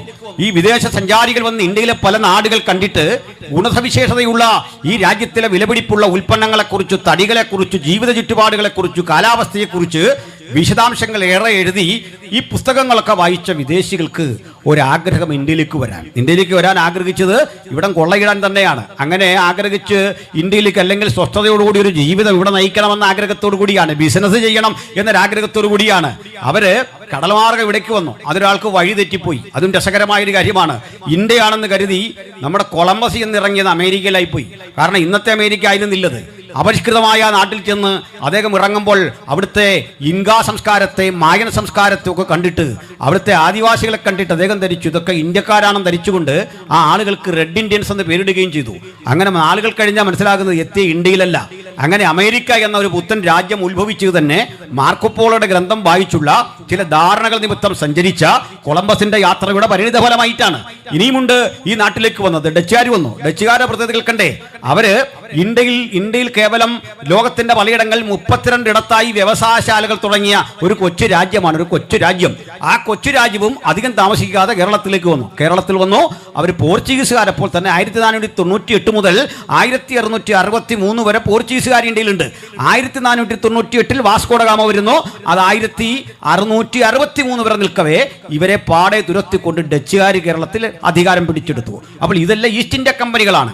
അങ്ങനെ ഇരിക്കുകയാണ് അങ്ങ് ബംഗാളിലൂടെ ഈസ്റ്റ് ഇന്ത്യ കമ്പനി എന്ന ബ്രിട്ടന്റെ ലണ്ടനിൽ രജിസ്റ്റർ ചെയ്ത ഒരു കമ്പനിയുടെ നേതൃത്വത്തിൽ ആളുകൾ ഇവിടേക്ക് വരിക. അപ്പൊ ഇന്ത്യ എന്ന് പറഞ്ഞൊരു രാജ്യമൊന്നുമില്ല. എൻ്റെ പ്രിയപ്പെട്ട സുഹൃത്തുക്കൾ, ഇടയ്ക്കൊക്കെ ഇന്ത്യക്ക് മഹത്തരമായ ഒരു പാരമ്പര്യമുണ്ട്, ഇന്ത്യ ഒരു ഹൈന്ദവ രാജ്യമാണ് എന്നൊക്കെ ഉള്ള തെറ്റുകൾ പടച്ചുവിടാറുണ്ട്. അങ്ങനെ പറയുന്ന സുഹൃത്തുക്കൾ ആരെങ്കിലും ഉണ്ടെങ്കിൽ ഞങ്ങൾ അവരോട് തുറന്ന സംവാദത്തിനു തയ്യാറാണ്. ഈ തുറന്ന സംവാദത്തിനൊന്നും സംഘപരിവാര സഹോദരങ്ങളെ കിട്ടാറില്ല. അതിന് ഞാൻ രസകരമായൊരു കാര്യം പറയാം. ഞങ്ങളോട് സംവാദത്തിന് ഡേറ്റ് ചെയ്തത് പോസ്റ്ററൊക്കെ ഒട്ടിച്ച് എറണാകുളത്ത് പ്രോഗ്രാം നടത്താൻ തയ്യാറായി. ആരായിരുന്നു അറിയണ്ടേ മറുഭാഗത്ത് സംവാദത്തിന് വരാമെന്നേറ്റത്? ഇത് ആളുകൾ ലൈവിലൂടെ കണ്ടുകൊണ്ടിരിക്കുകയല്ലേ, മറ്റാരുമല്ല, സാക്ഷാൽ നമ്മുടെ ശശികല ടീച്ചർ സംവാദത്തിന് എത്താമെന്ന് പറഞ്ഞു. ഞങ്ങൾ പറഞ്ഞ അടികൊണ്ട് കാര്യമില്ലല്ലോ, ഏറ്റുമുട്ടൽ കൊണ്ട് കാര്യമില്ലല്ലോ. ഞങ്ങളുടെ ഓപ്പോസിറ്റ് സൈഡിൽ വന്നിരുന്ന് ചോദിക്കുന്ന ചോദ്യങ്ങൾക്ക് ഉത്തരം പറയാൻ ആർജവം ഉണ്ടെങ്കിൽ അപ്പുറത്ത് വാ. ഡേറ്റ് ഒക്കെ തന്നു, വരാമെന്നിട്ടു, തക്ക സമയം പറയാ. മുകളിൽ നിന്ന് സമ്മർദ്ദം ഉണ്ട്, വരണ്ടാന്ന്. മുകളിൽ നിന്നല്ല സമ്മർദ്ദം, മനസ്സിൽ ഹൃദയത്തിന്റെ അടിത്തട്ടിലെ സമ്മർദ്ദം. വന്നാൽ എന്ത് ഭവിക്കുമെന്ന് നന്നായിട്ട് അറിയാം. അതിന്റെ കാരണം ഞങ്ങൾ ആയുധം കൊണ്ട് ഏറ്റുമുട്ടുന്നവരല്ല. ആശികത്തിന്റെ അസ്ത്രങ്ങളെ നേരിടാനുള്ള ത്രാണിയൊന്നും ശശികലമാർക്കായിട്ടില്ല. ആകുന്ന കാലത്ത് ഞങ്ങൾ പറയാം. ചീത്ത പറയാനും പുലഭ്യം പുലമ്പാനും പറയുന്ന പോലെ എളുപ്പമൊന്നുമല്ല. കൃത്യമായി ചരിത്രം ഉന്നയിച്ചും വസ്തുത ഉന്നയിച്ചും ഞങ്ങൾക്ക് അഭിമുഖമായിരുന്നു സംസാരിക്കുക എന്നുള്ളത് ശശികലമാർ ചിന്തിക്കുന്നതിൽ അത്ര എളുപ്പമുള്ള കാര്യമല്ല എന്നൊരിക്കൽ കൂടി തെളിവായി അങ്ങനെ പ്രോഗ്രാം മുടങ്ങി. അത് പോകട്ടെ. ഇനി ഞാൻ പറഞ്ഞു വന്നത്, ഇത്രയും ഈ ഇന്ത്യ എന്ന് പറയുന്ന നമ്മൾ ഇന്ന് കാണുന്ന തരത്തിലെ വിശാലമായ രാജ്യമൊന്നും ഉണ്ടായിരുന്നില്ലെന്നേ. ഏതാണ്ട് 600-ൽ പരം കൊച്ചു കൊച്ചു രാജ്യങ്ങളായിരുന്നു. കൊച്ചു കൊച്ചു രാജ്യങ്ങൾ നോക്കണം. നമുക്കറിയാം, ചെറുകിട രാജ്യങ്ങളെ, ചങ്ങനാശ്ശേരി ഒരു രാജ്യം, അതുപോലെ എഴുമറ്റൂർ ഒരു രാജ്യം, തിരുവല്ല ഒരു രാജ്യം. ഞാൻ പലപ്പോഴും പറയാറുണ്ട്, നമ്മളൊക്കെ ഇന്ന് ഈ സെൻറ്റർ എന്ന് പറയുന്ന പോലായിരുന്നു പണ്ടൊരു രാജ്യം. അത്രേ ഉള്ളൂ, ഒരു സെൻറ്ററിൻ്റെ ഒക്കെ വലിപ്പമുള്ള, പഞ്ചായത്തുകളുടെ വലിപ്പമുള്ള രാജ്യം. അല്ല, ഇവരൊന്നും വലിയ രാജാക്കന്മാരൊന്നും ആയിരുന്നില്ല, നാടുവാഴികൾ. നോക്കണം, മേൽവസ്ത്രം ധരിക്കാൻ പോലും ത്രാണിയില്ലാത്ത കുറേ പാവം മനുഷ്യരായിരുന്നു ഈ രാജാക്കന്മാരെ. നിങ്ങൾ ഏതെങ്കിലും പൗരാണികമായ ഒരു ചിത്രത്തിൽ മേൽവസ്ത്രം ധരിച്ചൊരു രാജാവിനെ കണ്ടിട്ടുണ്ടോ? ഒരു രാജാവെന്ന് പറയുമ്പോൾ നമ്മുടെ മനസ്സിലേക്ക് ഇരിക്കുന്ന സങ്കല്പം കഥപുസ്തകത്തിലൊക്കെ കാണുന്നതാ, ചിത്രകഥയിൽ കാണുന്നതാ. ഒരു കിരീടം വെച്ചിരിക്കുന്നു, സിംഹാസനം വെച്ചിരിക്കുന്നു, ചുറ്റും കുറെ അംഗരക്ഷകർ നിൽക്കുന്നു. ഇത്തരം നാടുവാഴികളൊന്നും ഇവിടെ ഇല്ല. മറിച്ച് പ്രജകൾ കൊണ്ടുകൊടുക്കുന്ന വാഴക്കൊലയും കപ്പയൊക്കെ വാങ്ങി ഓരോ ദിവസവും അന്നത്തെ അന്നത്തിന് വേണ്ടി കഷ്ടപ്പെട്ട് തന്നെ ജീവിച്ച ആളുകളാണ് ഈ നാട്ടുരാജാക്കന്മാർ. ഇവർ തമ്മിലടിയാണ്, തമ്മിലടിക്കുക, അതിരൂക്ഷമായി തമ്മിലടിക്കുന്ന 600-ൽ പരം നാട്ടുരാജ്യങ്ങൾ. ഈ 600-ൽ പരം നാട്ടുരാജ്യങ്ങൾക്കകത്ത് അതിലെ 90% ഹിന്ദു രാജാക്കന്മാരായിരുന്നു, നാടുവാഴികളായിരുന്നു.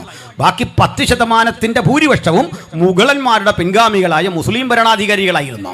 അതിൽ ക്രൈസ്തവരാരെങ്കിലും ഈ 600-ൽ പരം നാട്ടുരാജ്യങ്ങളിൽ ഉണ്ടോ എന്ന് ചോദിച്ചാൽ തീരെ ഇല്ലാതില്ല. നമ്മൾ ചരിത്രം പഠിച്ചാൽ ഒരാളെ കാണുന്നുണ്ട്, ഒറ്റ ക്രിസ്തീയ പേരുള്ള രാജാവിനെ കാണുന്നുള്ളൂ. അത് കേരളത്തിലായിരുന്നു. വില്ലാർവട്ടം തോമാരാജാവ് എന്നറിയപ്പെടുന്ന ഒരു രാജാവിനെ കാണുന്നുണ്ട്, ഒരു നാടുവാഴിയെ കാണുന്നുണ്ട്, വില്ലാർവട്ടം രാജകുടുംബം. അപ്പോൾ ഈ വില്ലാർവട്ടം രാജാക്കന്മാരൊഴിച്ചാൽ മറ്റാരും ക്രൈസ്തവരായിരുന്നില്ല. അപ്പോൾ നിങ്ങൾക്ക് എന്ത് മനസ്സിലായി? ഈ രാജ്യം, ഇന്ത്യ എന്നറിയപ്പെടുന്ന രാജ്യം, 600-ലധികം ചെറുകിട നാട്ടുരാജ്യങ്ങൾ ഭിന്നിച്ച് കിടക്കുകയാണ്, തമ്മിലടിച്ച് കഴിയുന്ന 600-ൽ പരം നാട്ടുരാജ്യങ്ങൾ. രണ്ടാമത്തെ കാര്യം, ഈ രാജ്യത്താകപ്പാടെ ഭരണം നടത്തിയ ഒരേ ഒരു ഭരണാധികാരി അതാരായിരുന്നു? വാസ്തവത്തിൽ വില്ലാർവട്ടം തോമ എന്നറിയപ്പെടുന്ന ഒരു രാജാവ്. ഈ പേര് തന്നെ കേട്ടില്ലേ? വല്ല ഈ അച്ഛന്മാർക്കോ പാസ്റ്റർമാർക്കോ ഇടാൻ പറ്റിയ പേരാണ് രാജാവിനിട്ടിരിക്കുന്നത്, വില്ലാർവട്ടം തോമ. കത്തനാരെന്നൊക്കെ ഇട്ട ഒരു പുരോഹിതനായിട്ട് മാറും, അത്തരം ഒരു പേരുമുള്ള ഒരു ചെറിയ രാജാവ്. ബാക്കിയൊക്കെ മറ്റ് രാജാക്കന്മാരാണ്. മാർത്താണ്ഡവർമ്മയെ പോലെയൊക്കെയുള്ള അത്തരം കുലപതികൾ പാർത്തിരുന്ന ഒരു കാലഘട്ടത്തിലാണ് ഡച്ചുകാർ വരുന്നതും അതുപോലെ പോർച്ചുഗീസുകാർ വരുന്നതും ഒക്കെ അങ്ങനെയാണ്. അപ്പോൾ ആളുകൾ പറഞ്ഞു വരുത്തുന്ന ഒരു കാര്യമുണ്ട്, ഡച്ചുകാർ വന്നു, പോർച്ചുഗീസുകാർ വന്നു, മുസ്ലിങ്ങൾ വന്നു, അപ്പോഴൊക്കെ ഞങ്ങൾ പരവതാനി വിരിച്ച് അവരെ സ്വീകരിച്ചു. കുറേ കഴിഞ്ഞപ്പോൾ ഈ വന്നവർ ഈ നാടിൻ്റെ സംസ്കാരത്തെ മുഴുവൻ മുച്ചൂടും നശിപ്പിച്ചിട്ട് അവരിവിടെ അധികാരികളായി. അതങ്ങനെ ഞങ്ങൾ വാഴിക്കില്ല. ഇതൊക്കെ ശാഖകളിൽ പഠിക്കുന്ന തെറ്റായ പഠനമാണ്. ഈ പഠനത്തെ തിരുത്തണം. കാരണം അങ്ങനെ ഒരു സംഭവമൊന്നും അല്ല സംഭവിച്ചിട്ടുള്ളതേ. ചരിത്രം പഠിക്കണം, അപ്പോൾ മാത്രമേ കാര്യം മനസ്സിലാകുകയുള്ളൂ. ഈ 600-ൽ പരം നാട്ടുരാജ്യങ്ങൾ ഇങ്ങനെ ഭിന്നിച്ച് കഴിയുമ്പോൾ സിറാജുദ്ദൗള എന്നറിയപ്പെടുന്ന ഒരു ബംഗാളിയൻ ഭരണാധികാരി ഉണ്ടായിരുന്നു. ഒരു മുഗളന്മാരുടെ ചെറുമകനായിരുന്ന ഈ സിറാജുദ്ദൗളയെ ഈസ്റ്റ് ഇന്ത്യ കമ്പനി പരാജയപ്പെടുത്തി വരികയാണ്. ഈസ്റ്റ് ഇന്ത്യ കമ്പനി സിറാജുദ്ദൗളയെ പരാജയപ്പെടുത്തി പിന്നീട് അദ്ദേഹം ആക്രമിച്ച് ഇങ്ങോട്ട് കയറി. അപ്പോൾ കമ്പനി ഇന്ത്യയിൽ ആധിപത്യം ഉറപ്പിച്ചു. അടുത്ത ചെറുകിട രാജ്യങ്ങളെയൊക്കെ ആക്രമിച്ചു. വളരെ താമസിച്ചു മാത്രമാണ് കമ്പനി നമ്മുടെ കേരളത്തിലേക്കൊക്കെ വരുന്നത്. തിരുവിതാംകൂറും കൊച്ചിയുമായി മലബാറും ഒക്കെ ആയിട്ട് മൂന്നായി വിഭജിച്ച് കിടക്കുന്ന കേരളത്തിലേക്ക് വളരെ താമസിച്ചാണ് വരുന്നത്. ഇവരെ ആരാ കൊണ്ടുവന്നത് നിങ്ങൾക്ക് അറിയണ്ടേ? അതാണ് പഠിക്കേണ്ടത്. ആരാണ് വിദേശികൾക്ക് ഈ രാജ്യത്തെ വിറ്റത് എന്നുള്ളൊരു ചരിത്രമാണ് ഞാൻ നിങ്ങളോട് ബോധ്യപ്പെടുത്തുന്നത്. തമ്മിലടിച്ച് കഴിയുന്ന രണ്ട് നാട്ടുരാജാക്കന്മാർ തമ്മിൽ ഏറ്റുമുട്ടി ശക്തിപ്പെട്ട് ഒരുത്തൻ തോൽക്കും എന്നറിയുമ്പോഴേക്ക് ഈ തോൽവി സംഭവിക്കുമെന്ന് ഉറപ്പുള്ളവൻ ബ്രിട്ടീഷ് ഈസ്റ്റ് ഇന്ത്യ കമ്പനിയെ കൂട്ടുപിടിക്കും. ഈസ്റ്റ് ഇന്ത്യ കമ്പനിയെ കൂട്ടുപിടിച്ചിട്ട് പറയും, ദാ ഇന്ന രാജാവ് ഞങ്ങളെ തല്ലാൻ പോവുക, അയാൾ ഞങ്ങളെ കൊല്ലാൻ പോവുക, ഇതൊക്കെ പിടിച്ചെടുക്കാൻ പോവുക, നിങ്ങൾ കൂടി ഒന്ന് സഹായിച്ചാൽ ഞങ്ങൾ രക്ഷപ്പെട്ടു പോകും. ഈസ്റ്റ് ഇന്ത്യ കമ്പനി സായിപ്പ് ഇത് കേൾക്കാനിരിക്കുക, സഹായിക്കാമല്ലോ, എന്തോ വേണമെങ്കിലും തരാം. ഈ പ്രൈവറ്റ് കമ്പനി ലോണ് തരുന്ന പോലെയാണ്, യാതൊരു ഉപാധിയും ഇല്ലാത്ത സഹായം.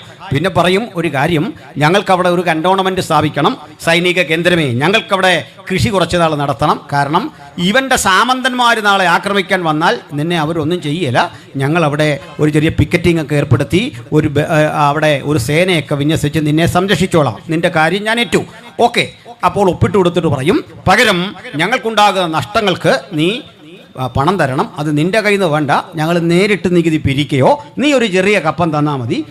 ജനങ്ങളിൽ നിന്നുള്ള നികുതിയല്ലേ, അവർക്ക് ബുദ്ധിമുട്ടില്ല. അങ്ങനെ ഈ ജനങ്ങളെയും നികുതി പിരിക്കാനുള്ള അവകാശത്തെയും ഈസ്റ്റ് ഇന്ത്യ കമ്പനിക്ക് വിറ്റ് യുദ്ധൻകോതിയന്മാരായ ഈ രാജ്യത്തിലെ രാജാക്കന്മാർ ഘട്ടം ഘട്ടമായിട്ട് വിറ്റു. അപ്പോൾ ചിലതരം ആത്മാഭിമാനികൾ എന്ത് ചെയ്യും? നേരെ അപ്പുറത്തെ രാജ്യത്തിനെതിരെ ഈസ്റ്റ് ഇന്ത്യ കമ്പനി പൊരുതി വരുമ്പോൾ പിടിച്ചു നിൽക്കണമല്ലോ, അവരെയും യുദ്ധം ചെയ്യും. ഇവരുടെ കയ്യിലുള്ള ആയുധങ്ങളൊക്കെ കൊണ്ട് അവരെയും യുദ്ധം ചെയ്യും, പട്ടാളത്തെ ഇറക്കും. പക്ഷേ യുദ്ധത്തിൽ ചില കാര്യങ്ങളെന്ന് സംഭവിച്ചിരുന്നു. ഞാൻ പല യോഗങ്ങളിൽ ഇത് പറഞ്ഞിട്ടുണ്ട്, വീഡിയോയിലൊക്കെ നിങ്ങൾക്ക് കാണാം. രസകരമായതും ചിന്താർഹമായൊരു കാര്യമാണ്. നമ്മുടെ യുദ്ധമൊക്കെ വളരെ മര്യാദയാണ്. കാരണം എതിരാളിയെ വണങ്ങുന്നൊരു ശീലമുണ്ട്. അപ്പുറത്ത് നിൽക്കുന്നതാണ്. ലോകത്തൊരു യുദ്ധത്തിലും എതിരാളിയെ വണങ്ങുന്ന ശീലമില്ല. പക്ഷേ നമ്മളൊരു ഗുഡ് മോർണിംഗ് ഒക്കെ പറയും. ഇതാണ് നമ്മുടെ സഹോദരന്മാർ പറഞ്ഞത്. ഇന്ത്യക്കൊരു പാരമ്പര്യമുണ്ടെന്ന് സമ്മതിച്ചു. കാരണം നിങ്ങളൊന്ന് ആലോചിച്ച് നോക്കി, ചിന്തിച്ചാലേ മനസ്സിലാകുള്ളൂ. ഒരുത്തം നമ്മളെ തല്ലാൻ വരുന്നു, നമ്മൾ മര്യാദയ്ക്ക് ഗുഡ് മോർണിംഗ് എന്ന് പറഞ്ഞൊരു അടി കൊടുക്കുന്നു. അതായി വണങ്ങി എന്നൊക്കെ പറഞ്ഞാലുള്ളതിൻ്റെ ആധുനിക ഭാഷ്യം അതല്ലേ. ഇങ്ങനെ എതിരാളി ഒന്ന് വണങ്ങുന്നു, യുദ്ധം ആരംഭിക്കുകയാണ്. യുദ്ധത്തിന് ചില നടപടിക്രമങ്ങളൊക്കെ ഉണ്ട്. അതിലൊരു നടപടിക്രമം, യുദ്ധത്തിന് ഇറങ്ങുന്നതിന് മുമ്പ് രാഹുകാലം നോക്കണം, ഗുളികോദയം നോക്കണം, പല ക്രമങ്ങളിങ്ങനെ ജ്യോത്സ്യനെ കൊണ്ടുവന്നിട്ട് യുദ്ധത്തിന് സമയം കുറിക്കണം. ഇത് പറയുമ്പോഴൊരു കാര്യം കൊടുക്കുന്നത്, ഈ പാണ്ഡവരും കൗരവരും യുദ്ധം നടക്കുമ്പോൾ രണ്ടു കൂട്ടരും കണ്ടത് ഒറ്റ ജ്യോത്സ്യനെയാണ്. പുള്ളി കുറിച്ച സമയമായിരുന്നു. അദ്ദേഹം പറഞ്ഞു ജയിക്കും. ജയിക്കുമെന്നുള്ള സത്യമാണ്. ഒരാൾ ജയിക്കുമല്ലോ. രണ്ടു കൂട്ടരോടും പറഞ്ഞു ജയം ഉറപ്പാന്ന് പറഞ്ഞു. ആർക്കാണെന്ന് മാത്രം പറഞ്ഞില്ല. രണ്ടു കൂട്ടർക്കും സമയം കുറിച്ചു കൊടുത്തു എന്ന് പറഞ്ഞുള്ള ടെക്നിക്കിൽ ഈ സമയമൊക്കെ ജ്യോത്സ്യനെ കൊണ്ട് കുറിക്കും. പിന്നെ നമ്മുടെ ആളുകൾ നല്ല അടിക്കാരാ, മോശമൊന്നുമില്ല. വാൾപ്പയറ്റ്, വടിപ്പയറ്റ്, ഇനിയും മറ്റേ ദ്വന്ദ്വയുദ്ധം, ഇതിലെല്ലാം നല്ല പ്രഗത്ഭരാണ്. അതിനുള്ള നിയമങ്ങളും കാര്യങ്ങളും ഒക്കെ ഉണ്ട്. വരാഹ വടിവിൽ അമർന്ന് എന്ന് വെച്ചാൽ പന്നി അമരുന്ന പോലെ അമർന്ന് നിൽക്കണം. വരാഹം പന്നിയാണ്. വരാഹ വടിവിൽ അമർന്ന് സിംഹവടിവിൽ നിവർന്ന് ആ ഗജവടിവിൽ മുന്നോട്ട് നീങ്ങി യുദ്ധം തുടങ്ങി. പക്ഷേ ഈ ഗജവടി വന്നതാ വരാഹം നിവരുന്ന പോലെ നിവരുന്നത് എങ്ങനെയാ, സിംഹത്തഞ്ചം പിടിക്കുന്ന എങ്ങനെയാണെന്നൊന്നും ജീവിതത്തിൽ അറിയാത്ത ഈസ്റ്റ് ഇന്ത്യ കമ്പനിയുടെ സായിപ്പ് തോക്കെടുത്ത് കാച്ചി. കാര്യം മനസ്സിലായോ? സായിപ്പിനുണ്ടോ രാഹുകാലം? സായിപ്പിനുണ്ടോ ഗുളികോദയം? സായിപ്പിനറിയാവുന്ന ഗുളിക പാരസെറ്റമോളാ, വേറൊന്നും അറിയില്ല. തോക്കെടുത്ത് കാച്ചിയപ്പോൾ ഇന്ത്യ മുഴുവൻ അവൻ്റെ കയ്യിലായി, ഘട്ടം ഘട്ടം. എൻ്റെ ചങ്ങാതി, ആരാ ഇന്ത്യയെ വിറ്റേ? നമ്മളാരാണ്ടാണോ? ബൈബിൾ വിശ്വസിക്കുന്ന ഞങ്ങളാരാണ്ട് ഇന്ത്യയെ വിറ്റു എന്നുള്ള വിഡ്ഢിത്തം പറയരുത്. ഇന്ത്യ എന്ന മഹാരാജ്യത്തെ മൊത്തവും ചില്ലറയുമായി തൂക്കി വിറ്റവൻ്റെ കൊച്ചുമകൻ വന്നിട്ട് ഞങ്ങളെ സംസ്കാരം പഠിപ്പിക്കാറായില്ല, ഞങ്ങളെ ചരിത്രം പഠിപ്പിക്കാറായില്ല. നീ കാര്യം പഠിച്ച്, വസ്തുത പഠിച്ച്, എന്നിട്ട് ഇതുപോലെ വേദി കെട്ടിവെച്ച് മറുപടി പറ. ഞങ്ങൾ ചോദിക്കുന്ന ചോദ്യത്തിന് ഈ ക്ലിപ്പുകൾ ഓരോന്നെടുത്തിട്ട് മറുപടി പറയാനുള്ള ആർജവം കാണിക്ക്. ചുമ്മാ വടികിറക്കി കുറുവടി കിറക്കി അഭ്യാസം കാണിച്ചു വരല്ല. അതുകൊണ്ടൊന്നും കാര്യമില്ല. അതൊന്നും ആണത്തമല്ലെന്നാ സായിപ്പോടെ തെളിയിച്ചേ. അഭ്യാസം അറിയാഞ്ഞില്ല. 10-28 പേരെ അടിച്ചു വീഴ്ത്തുന്ന മല്ലന്മാരെ മുഴുവൻ സായിപ്പ് തോക്കെടുത്ത് കാഴ്ചയപ്പോൾ പോയെന്ന് തീർന്നു കിട്ടി. ഇങ്ങനെയാണ് ഇന്ത്യ പോയത്. ഇനി അത് പൊക്കോട്ടെ. ഇന്ത്യയിൽ വന്ന ഈസ്റ്റ് ഇന്ത്യ കമ്പനിക്ക് ഇവിടെ ബൈബിൾ വിതരണം ചെയ്യാനും സുവിശേഷം പ്രസംഗിക്കാനും ഒന്നും ഒരു താല്പര്യം ഉണ്ടായില്ല. അതുകൂടി പഠിച്ചു ചരിത്രം, അല്ലെങ്കിൽ നിങ്ങൾ തെളിവ് തരണം. ഈസ്റ്റ് ഇന്ത്യ കമ്പനിയിൽ ആരാണ് ബൈബിൾ വിതരണം ചെയ്തത്? അവർക്ക് ചർച്ചകൾ ഇവിടെ ഉണ്ടായിരുന്നു. ഫോർട്ട് വില്യംസ് കോളേജ് അവരുടെ ആയിരുന്നു. പ്രമുഖങ്ങളായ പല സ്ഥാപനങ്ങൾ അവരുണ്ടാക്കി. ഇവരുടെ സ്ഥാപനത്തിൽ ഒരൊറ്റ ഇന്ത്യക്കാരനെ പഠിപ്പിച്ചിട്ടില്ല. ഇവരുടെ സ്ഥാപനത്തിലൊന്നും ഇവര് യാതൊരു വിധത്തിലെ മര്യാദയും പാലിച്ചിട്ടില്ല. എന്താ ഇവിടെ നടന്നറിയണ്ടേ? ഈ രാജ്യത്തിലെ നാട്ടുരാജാക്കന്മാരും ഈസ്റ്റ് ഇന്ത്യ കമ്പനിയും ചേർന്ന് ഇന്ത്യയെ കൊള്ളയടിക്കുകയായിരുന്നു. ആ കൊള്ളയടിക്കാൻ വേണ്ടി ഏതെല്ലാം തരം പ്രാകൃത നികുതികൾ ഏർപ്പെടുത്തിയെന്നറിയണ്ടേ? നിങ്ങൾ പോയിട്ട് വായിക്കുന്ന ചില പുസ്തകങ്ങളുണ്ട്. 19-ാം നൂറ്റാണ്ടിലെ കേരളം ആരെഴുതിയാണ്? ഇവിടെ നമ്മൾ ആരും എഴുതിയല്ല. പി ഭാസ്കരൻ ഉണ്ണിയുടെ 19-ാം നൂറ്റാണ്ടിലെ കേരളം, 20-ാം നൂറ്റാണ്ടിലെ കേരളം, ജാതി വ്യവസ്ഥയും കേരളവും, കേരളത്തിന്റെ ഇരുളടഞ്ഞ ഏടുകൾ, വില്യം ലോഗന്റെ മലബാർ മാനുവൽ, ഈ പുസ്തകങ്ങളൊക്കെ പഠിക്കുക. എന്താണ് ഈ രാജ്യത്ത് നടന്നതെന്ന് കൃത്യമായി അവർ എഴുതി വെച്ചിട്ടുണ്ട്. നിങ്ങൾ ദാമോദർദാസ് കൊസാംബിയുടെയോ അതല്ലെങ്കിൽ ഇൽഫാൻ ഹബീബിന്റെയോ ചരിത്രം മാത്രം പരതേണ്ടതില്ല. അവരെ ഇടതുപക്ഷ ചരിത്രകാരന്മാർ എന്ന് പറഞ്ഞ് വേണമെങ്കിൽ നമുക്ക് മാറ്റി നിർത്താം. പക്ഷെ ഈ രാജ്യത്ത് അല്ലാതെയും ചരിത്രം രചിച്ച ആളുകളില്ലേ? ഈ ചരിത്രകൃതികൾ നിങ്ങൾ പഠിച്ചാൽ മനസ്സിലാകും എന്തൊക്കെ ഈ രാജ്യത്ത് നടന്നോ. രാജ്യത്തെ ഈസ്റ്റ് ഇന്ത്യ കമ്പനിക്ക് ആരാണ് വിറ്റത്? എന്നിട്ട് ഈസ്റ്റ് ഇന്ത്യ കമ്പനിയും ഇവിടുത്തെ നാട്ടുരാജാക്കന്മാരും ചേർന്ന് കളക്ട് ചെയ്ത ചുങ്കത്തിന്റെ കണക്കെത്ര വലുതാണെന്ന് നിങ്ങൾക്കറിയണ്ടേ? 108 വിധ കരം പിരിച്ചിരുന്നു. ഏഴ കോഴ, അംഗം, ചുങ്കം, തപ്പ്, നടക്കരം, കുടിക്കരം, മുലക്കരം, തലക്കരം, ഏതാണ്ട് 108 വിധ കരം. നോക്കണേ, പന്തലിടാൻ ഒരിക്കൽ കരമടക്കണമായിരുന്നു ഈ രാജ്യത്തെ. ഒന്നുകൂടി പറയട്ടെ, സഹോദരങ്ങൾ തെറ്റിദ്ധരിക്കരുത്.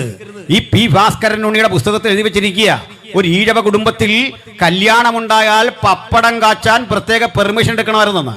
ഞാൻ ഇവിടേക്ക് വരും മുമ്പ് സംഘാടകരോട് ചോദിച്ചു, നിയമപരമായ സകല അനുമതിയും വാങ്ങി വേണം ഈ യോഗം ഇവിടെ നടത്താൻ. അതുപോലെ പണ്ടേ ഒരു വീട്ടിൽ പപ്പടം കാച്ചണമെങ്കിൽ ഒന്ന് ആലോചിച്ച് നോക്കി, ഒരു പപ്പടം കാച്ചണമെന്ന് അതിന് അനുമതി മേടിക്കണമായിരുന്നു. നോക്കണം, ഹീനജാതിക്കാർക്കാർക്കും പന്തലിടാൻ അവകാശമില്ലായിരുന്നു, കുരവ നടത്താൻ അവകാശമില്ലായിരുന്നു, വീട് വെക്കാൻ അവകാശമില്ലായിരുന്നു. എന്തിന്? സാക്ഷാൽ സാമൂതിരി ഇല്ലേ, കോഴിക്കോട് സാമൂതിരിയുടെ വീടിനെ ഓടുമേയാൻ അനുമതിയില്ല, ഓല ഇട്ടുകൊള്ളണം. അയാൾ പോലും ഭ്രഷ്ട് കൽപ്പിക്കപ്പെട്ട ആളാ. സ്വന്തം കാശ് മുടക്കി തന്റെ കൊട്ടാരത്തിന് ഓടിടാൻ അവകാശമില്ലാത്ത ഗതികെട്ട രാജാവിന്റെ പേരാ സാമൂതിരി. ആലോചിച്ച് നോക്കിക്കോണം, സ്വന്തം കൈ കാശുണ്ടേ. ഇതായിരുന്നു ഈ രാജ്യത്ത് നിലനിന്നിരുന്ന വ്യവസ്ഥ. ഒട്ടേറെ വ്യവസ്ഥകൾ ഈ രാജ്യത്ത് ഇതുപോലെ നിലനിന്നിരുന്നു. പൊതുവയിൽ നടക്കാൻ മനുഷ്യന് സ്വാതന്ത്ര്യമില്ലാത്ത സ്ഥിതിവിശേഷങ്ങളുടെ അനവധി കണക്ക് ഞാൻ പറയാം. അതിലൊന്നാണ് ഞാൻ പറയുന്നത്. ആലങ്ങാട്ട് ചാന്നാൻ എന്നു പേരായ ഈഴവ കുടുംബത്തിൽ ജനിച്ചു വളർന്നൊരു സമ്പന്നൻ ഉണ്ടായിരുന്നു. ഒരു പ്രത്യേകത നിൽക്കണ്ടേ, അദ്ദേഹത്തിന്റെ കാലത്ത് തിരുവിതാംകൂറിൽ കാറുള്ളത് 2 പേർക്ക്.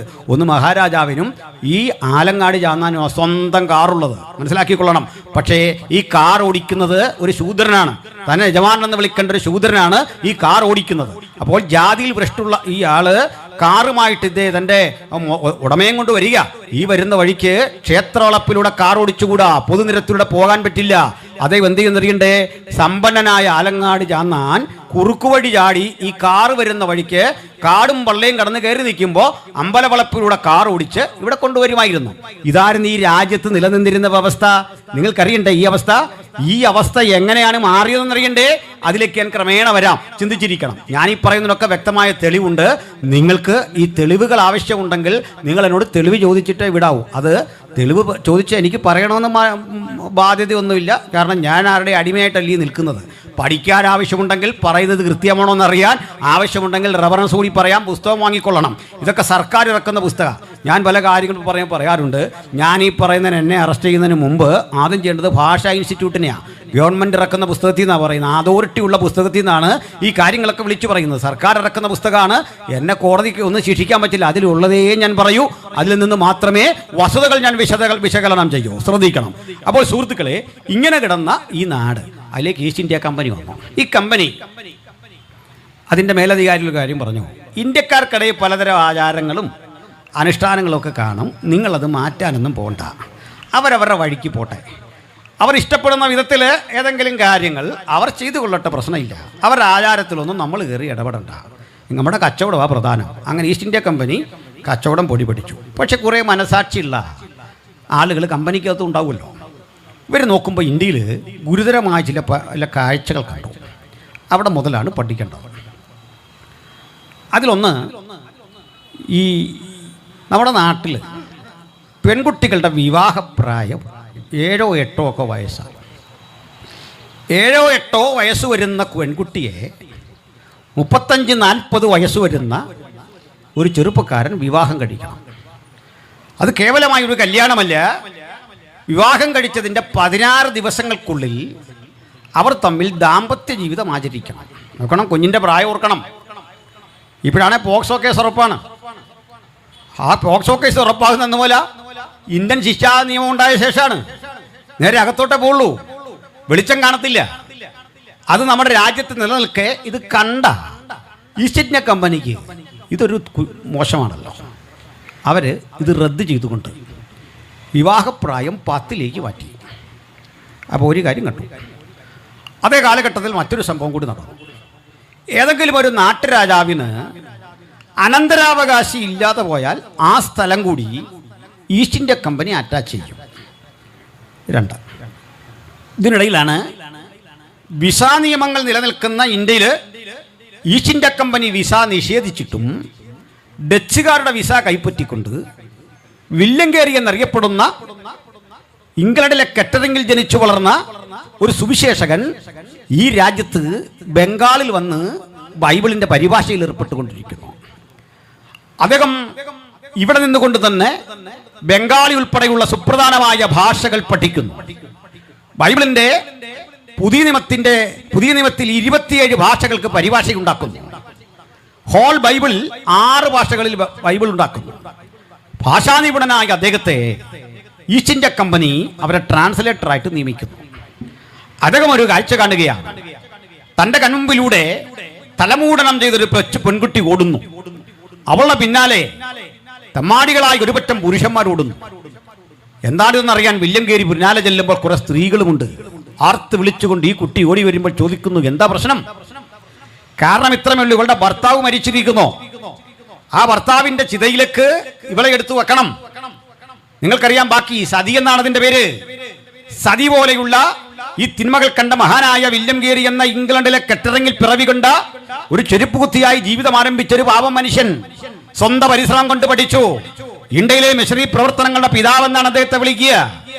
അദ്ദേഹം ഇത് കണ്ടിട്ട് എന്താണ് സംഭവിക്കാൻ പോകും നോക്കുമ്പോൾ മരിച്ചടക്കപ്പെട്ട ഈ കാരണവരുടെ ശരീരത്തിലേക്ക് 7 വയസ്സുള്ള കുട്ടിയെ വിവാഹം കഴിക്കുന്ന 85ഉം 90ഉം വയസ്സുള്ള വൃദ്ധന ആ മനുഷ്യന്റെ ശരീരത്തിനൊപ്പം ഈ പിഞ്ചോമനയുടെ നിർജീവമായി ശരീരത്തോടൊപ്പം പിഞ്ചോമനയുടെ ജീവനുള്ള ശരീരവും കിടത്തിയിട്ട് പച്ചമുളകൾ കീറി തലങ്ങും വിലങ്ങും വെച്ചിട്ട് വള്ളിക്ക് വരിഞ്ഞിട്ട് അതിന് മീതെ ചന്ദനമുട്ടികൾ വെച്ച് അതിലേക്ക് നെയ്യൊഴുക്കിയിട്ട് പന്തം കയ്യിലെന്തിക്കൊണ്ട് ഓരോതരം മന്ത്രങ്ങൾ ചൊല്ലിക്കൊണ്ട് തീ കൊളുത്തി ആളിക്കത്തുന്ന തീക്കുള്ളിൽ നിന്ന് കരയാനോ പിടയാനോ സാധ്യതയില്ലാതെ ഈ പിഞ്ചോമന മരിക്കുമ്പോൾ വില്യം കേരി കരഞ്ഞു. ആ രാത്രി മുഴുവൻ ദുഃഖിച്ചു. ആ ദുഃഖ നിമിത്തം ഉൽപാദിതമാകുന്ന പ്രതിരോധത്തിന്റെ പേരാണ് സുവിശേഷം. ആത്മഭാരത്തിന്റെ പേരാണ് സുവിശേഷം. ഈ ഇന്ത്യയിൽ ഇനി ആരും ഇങ്ങനെ മരിക്കാൻ പാടില്ല എന്ന ചിന്തയോടുകൂടി എന്താണ് വില്യം കേരി ചെയ്യുന്നറിയണ്ടേ?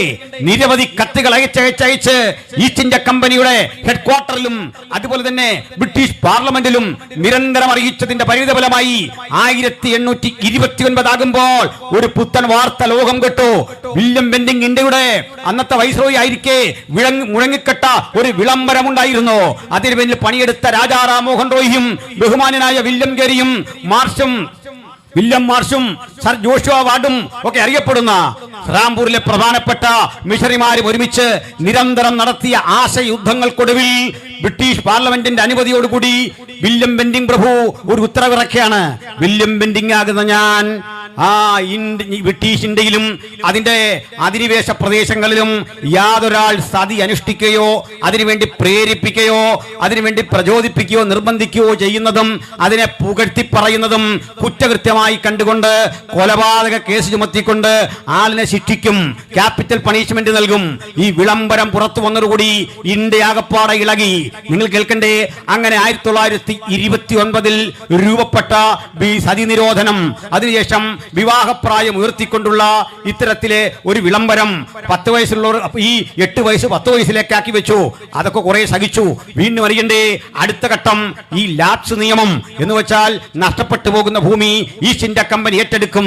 ഇതൊക്കെ ഇങ്ങനെ നടക്കുമ്പോൾ ഈ രാജ്യത്തിലെ ആളുകൾ അതുവരെ ആസ്വദിച്ച കുറെ തരം സുഖങ്ങൾ നഷ്ടപ്പെടുന്നു, സംതൃപ്തികൾ നഷ്ടപ്പെടുന്നു. അതിന്റെ ഒരു മറുവശം കൂടിയുണ്ട്. 1848 ആകുമ്പോഴേക്കും മറ്റൊരു കാര്യം കൂടി ബ്രിട്ടീഷുകാർ കൊണ്ടുവന്നു. അതെന്താ നിങ്ങൾക്ക് അറിയണ്ടേ?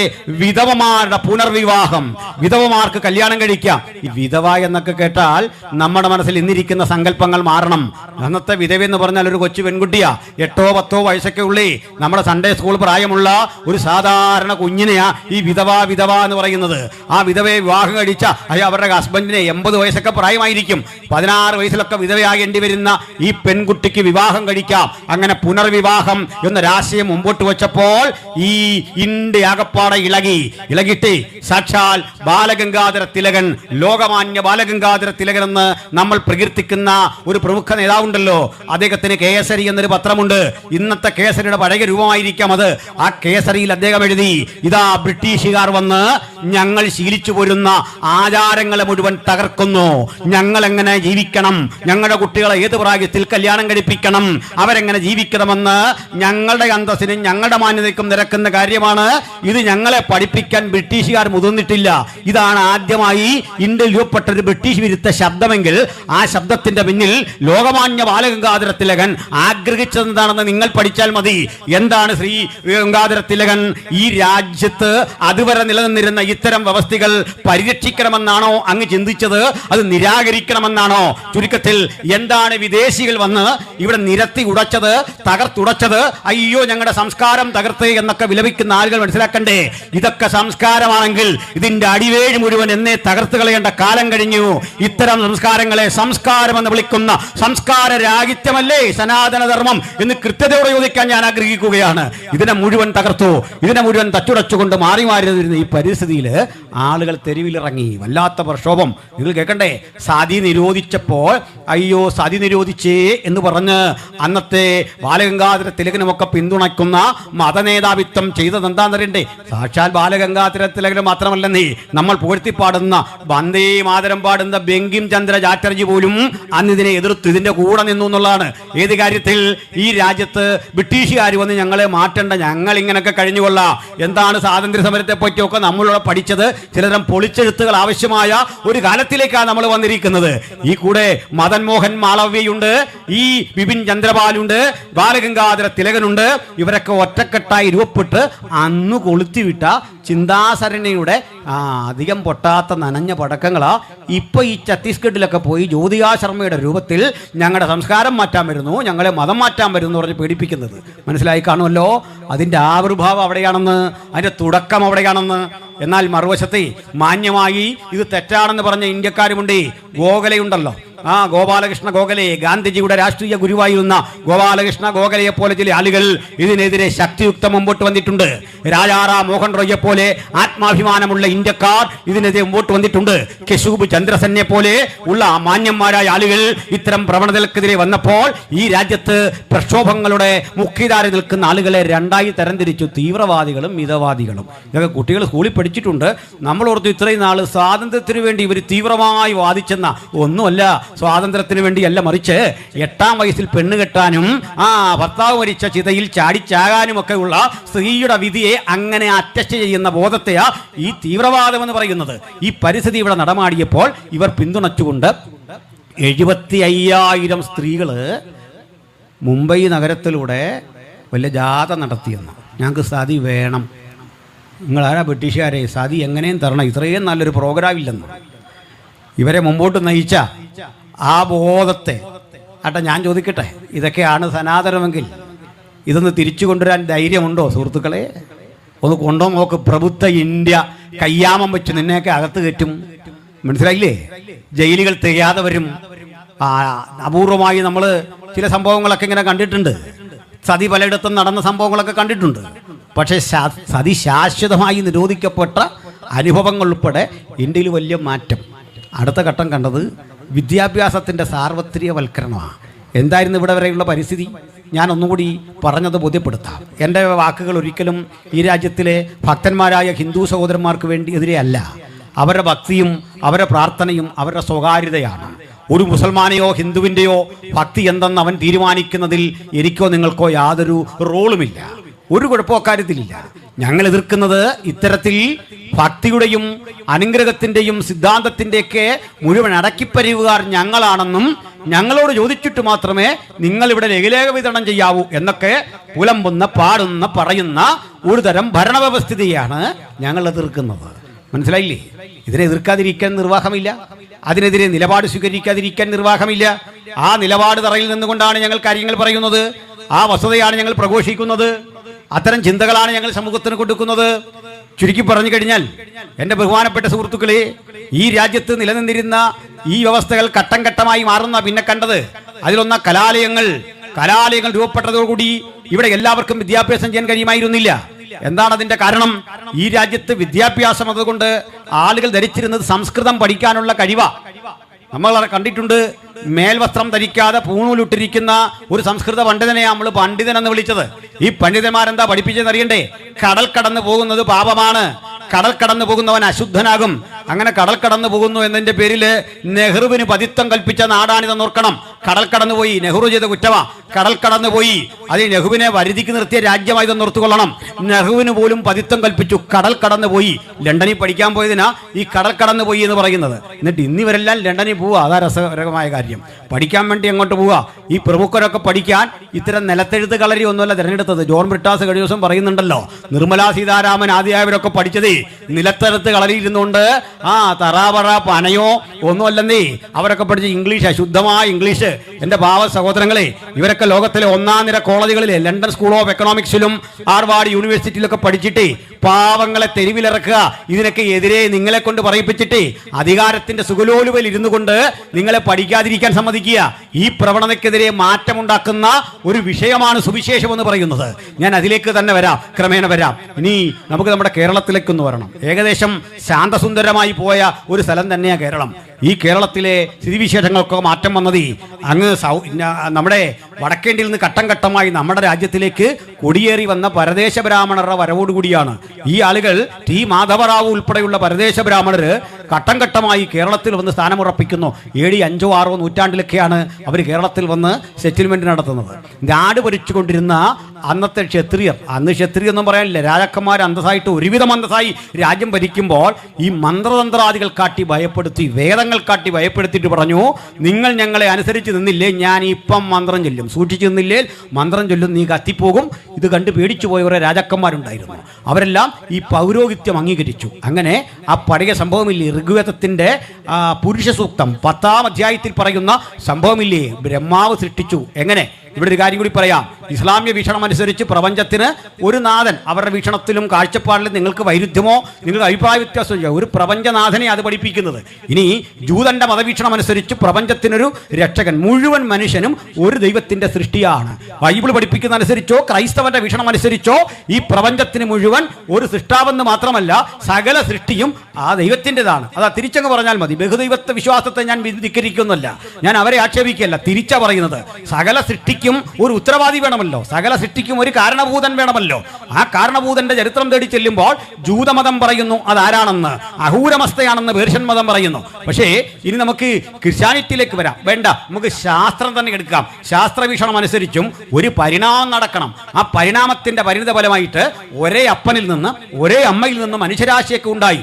ഇത് പരിണാമം കണ്ടുപിടിക്കുന്നതിനൊക്കെ കാലങ്ങൾക്കപ്പുറത്ത് വിശുദ്ധ ബൈബിളിലെ അപ്പോസ്തല പ്രവൃത്തി 17ാം അധ്യായത്തിൽ പറയുകയാണ്, അവൻ ഭൂതലത്തിലെങ്ങും കുടിയിരിക്കാൻ ഒരുത്തരിൽ നിന്ന് മനുഷ്യജാതിയൊക്കെ ഉളവാക്കി, അവരുടെ നിവാസത്തിന് അതിരുകളും കാലങ്ങളും ഭാഷകളും നിശ്ചയിച്ചു.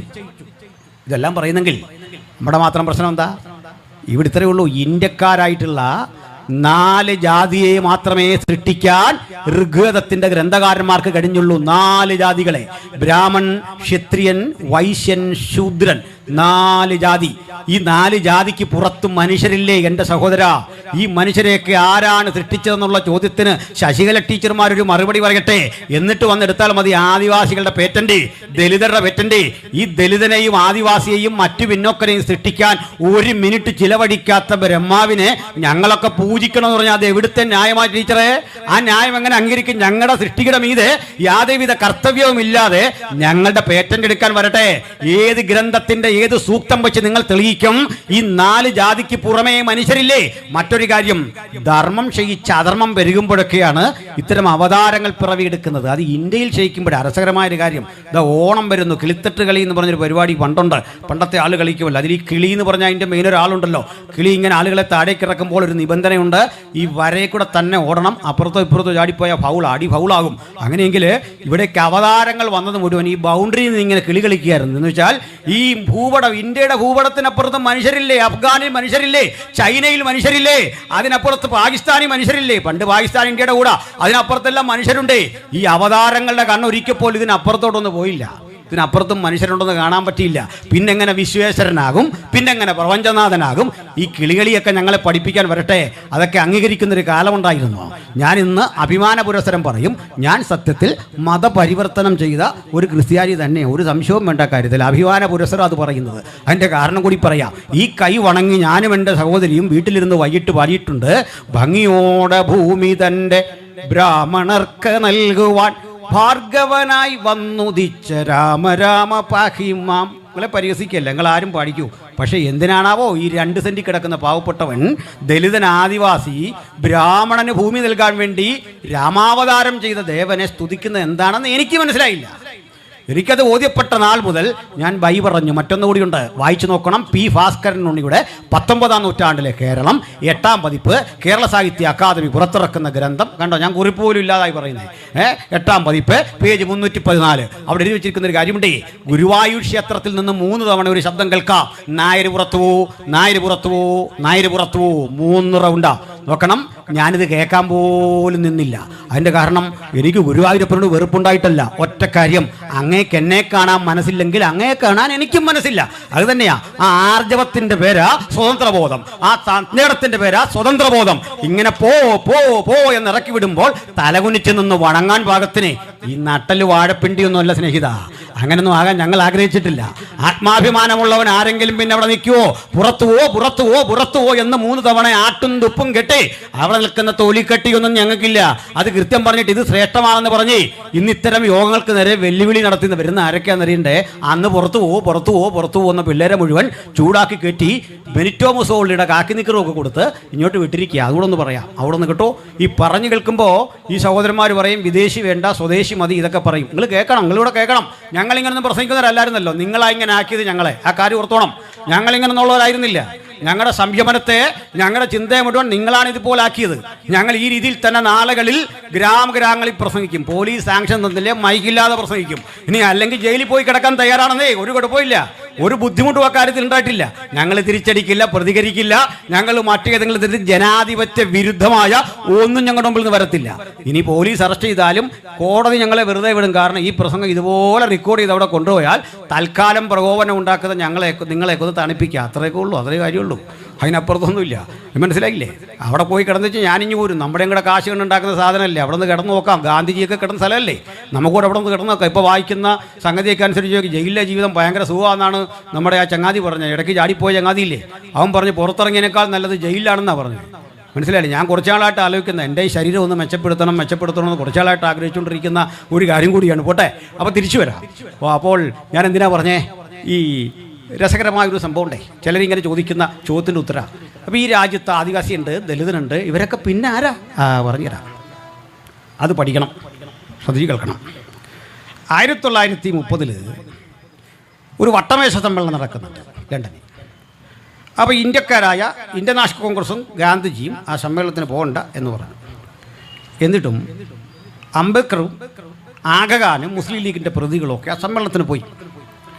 ആ സമ്മേളനത്തിൽ ഇങ്ങനെ ചർച്ചയ്ക്കകത്ത് മതന്യൂനപക്ഷങ്ങളുടെ ആവശ്യകതയെപ്പറ്റി ചർച്ച വരിക. മതന്യൂനപക്ഷങ്ങൾ എന്നാൽ പാഴ്സികളുണ്ട്, മുസ്ലിങ്ങളുണ്ട്, സിഖ്കാരുണ്ട്, ക്രൈസ്തവരുണ്ട്. അവരെല്ലാം അവകാശങ്ങളെപ്പറ്റി ചർച്ച വരുമ്പോൾ അംബേദ്കർ പറഞ്ഞു, ഞങ്ങൾ ഹിന്ദുക്കളല്ല, ഞങ്ങളും മുസ്ലിങ്ങളെപ്പോലെ പാഴ്സികളെപ്പോലെ ക്രിസ്ത്യാനികളെപ്പോലെ വേറിട്ടൊരു കൂട്ടരാണ്. ഇത് പറയാൻ പ്രചോദനം എന്താണെന്നറിയണ്ടേ? ഏതാണ്ട് സമകാലിക സംഭവങ്ങളിൽ പലരും ഇതേ കാര്യം പറഞ്ഞു. SNDP യോഗത്തിന്റെ ആദ്യകാല general secretary Shri E Madhavan എഴുതിയ പുസ്തകമുണ്ട്. കൊല്ലത്തുനിന്ന് മൈത്രി ബുക്സ് ഇപ്പോഴും പ്രസിദ്ധീകരിക്കുന്നുണ്ട്. അതിന്റെ പേര് സ്വതന്ത്ര സമുദായം. ആ സ്വതന്ത്ര സമുദായത്തിലെ ഒരു അധ്യായം തന്നെ. ഈഴവർ ഹിന്ദുക്കളല്ല. മനസ്സിലായില്ലേ? ഇന്നിരുന്നു കൊണ്ട് കണിച്ചുകുളത്തുനിന്ന് ഈ തിട്ടൂരം പുറപ്പെടുവിക്കുന്ന മഹാനൊക്കെ മനസ്സിലാക്കിക്കൊള്ളൂ. നിങ്ങളുടെ നേതാവ് പണ്ട് പറഞ്ഞ വി ആർ നോട്ട് ഹിന്ദുസ്. രസകരമായ കാര്യം കേൾക്കണ്ടേ? മദൻ മോഹൻ മാളവ്യ കേരളത്തിൽ വന്നു. അദ്ദേഹം പ്രസംഗത്തിന്റെ ഒടുവിൽ വിളിച്ചു പറഞ്ഞു ജയ് ശ്രീറാം. ഇത് കേട്ട് തൊട്ട് മുമ്പിലിരുന്നു കൊണ്ട് സഹോദരൻ അയ്യപ്പൻ എന്ന് പറഞ്ഞ ഒരു യുവചിന്തകൻ എന്നിട്ട് പറഞ്ഞു ജയ് രാവണ. ആകപ്പാടെ വാദപ്രതിവാദമായി. ചോദിച്ചപ്പോൾ ഈഴവ സമൂഹത്തിൽപ്പെട്ട സഹോദരൻ അയ്യപ്പൻ വിളിച്ചു പറഞ്ഞു രാമൻ എങ്ങനെ ഞങ്ങളുടെ ദൈവമാകും? കാരണം ശംഭൂകൻ എന്നറിയപ്പെടുന്ന ഒരു ശൂദ്രൻ തലകീഴായി തപസ് ചെയ്തപ്പോൾ നിഷ്കരണം അയാളുടെ തലയെറുത്തു മാറ്റിയ രാമനെ ഞങ്ങൾക്കെങ്ങനെ ആരാധിക്കാൻ പറ്റും? ഞങ്ങളുടെ ദേവൻ രാവണനാണ്. മനസ്സിലായില്ലേ? ഇങ്ങനെ പറഞ്ഞ ചുണക്കുട്ടികളായി ഈഴവരുണ്ടായിരുന്ന നാടായിരുന്നതെന്ന് ഓർത്തുകൊള്ളണം. മനസ്സിലാക്കണോ? അദ്ദേഹത്തിന്റെ പേരാ സഹോദരൻ അയ്യപ്പൻ. അദ്ദേഹം മറ്റൊന്നുകൂടി പറഞ്ഞു തീയ സമുദായം, ഈഴവ സമൂഹം ഹിന്ദുക്കളാണ് ഞങ്ങളെന്ന് പറയുന്നത് കാലപ്പഴക്കം കൊണ്ട് ഈ ചങ്ങല സ്വന്തമാണെന്ന് അടിമ പറയും പോലെയാണ്. ഇതെന്റെ ശരീര അവയവം പോലെയാണെന്നാണ്. കാരണം ഈഴവരെ പറ്റി, ദലിതരെ പറ്റി, മറ്റ് പിന്നോക്കരെ പറ്റി, ആദിവാസികളെ പറ്റി ഒരു വേദത്തിലും ഒരു അക്ഷരം ഉരിയാടുന്നില്ല. ഇനി മറ്റു ചില കൂട്ടരെ കുറിച്ച് നിങ്ങൾ കേട്ടിട്ടുണ്ടോ? കൂടെ പറയാം. ചണ്ടാളർ, ഈ പദമൊക്കെ കേട്ടിട്ടുണ്ടോ? ഈ ചണ്ടാളർ എന്നൊക്കെ ചിലർ കേൾക്കുമ്പോൾ ഒരു അപകർഷതാബോധത്തോടെ കേട്ടിരിക്കുക. ഇത് ആരുടെ കാര്യം? ഈ ചണ്ടാളൻ. പറയാം. നമ്മളൊരു പാട്ടൊക്കെ പഠിച്ചല്ലോ. അല്ലല്ലെന്തൂ കഥ ഇതു കഷ്ടമേ, അല്ലല്ല അങ്ങ് ജാതി മറന്നുവോ, നീചനാരിതൻ കയ്യാൽ ജലം വാങ്ങി യാചമിക്കുമോ ചെല്ലഴും ആര്യന്മാർ, ഗ്രാമത്തിൻ പുറത്തെങ്ങോ വസിക്കുന്ന ചാമർ നായകൻ തൻ്റെ കിടാത്തി ഞാൻ. കേട്ടിട്ടുണ്ട് അല്ലേ? പഴയ ആൾക്കാരൊക്കെ കേട്ടിട്ടുണ്ട്. അതിൽ ഈ ചണ്ടാളൻ എന്ന് പറഞ്ഞ ആരാന്ന് അറിയണ്ടേ? എൻ്റെ പൊന്നു സ്നേഹിത, ഈ ചണ്ടാളൻ എന്ന് പറഞ്ഞാൽ ഇവിടെ നിന്ന് ടാക്സി പിടിച്ചു വന്ന ആളോ അന്യഗ്രഹത്തിൽ നിന്ന് ഇറങ്ങി വന്ന ആളോ അല്ല. അതാ കേൾക്കണ്ടേ? ഈ രാജ്യത്തൊരു വ്യവസ്ഥയുണ്ട്, അനുലോമ ജാതി, പ്രതിലോമ ജാതി. എന്താ അനുലോമ ജാതി എന്ന് പറഞ്ഞാൽ ബ്രാഹ്മൺ ക്ഷത്രിയനെ കെട്ടാം, ക്ഷത്രിയ പെണ്ണിനെ കെട്ടാം, വൈശ്യപ്പെണ്ണിനെ കെട്ടാം, ശൂദ്രപ്പെണ്ണിനെ കെട്ടാം. പക്ഷേ ഈ ശൂദ്രരെ കെട്ടുമ്പോൾ മാത്രം പ്രത്യേകതയുണ്ട്. അതിന് കല്യാണം എന്ന് പറയില്ല, സംബന്ധം എന്ന് പറയൂ. സംബന്ധം. കാരണം കല്യാണം എന്ന് പറഞ്ഞാൽ അത് കയറിയ റാങ്ക് കൂടിയൊരു കാര്യമാണല്ലോ. അങ്ങനെ പറയാൻ അറപ്പ് മക്കളാണ്. അപ്പോൾ അയിത്തം സ്ത്രീക്ക് കാര്യമായിട്ടില്ലായിരുന്നു ഈ പറഞ്ഞു വന്നതിൻ്റെ അർത്ഥം. ഈ പറഞ്ഞു രണ്ട് കാര്യത്തിന് പണ്ടും വലിയ അയിത്തമൊന്നുമില്ല.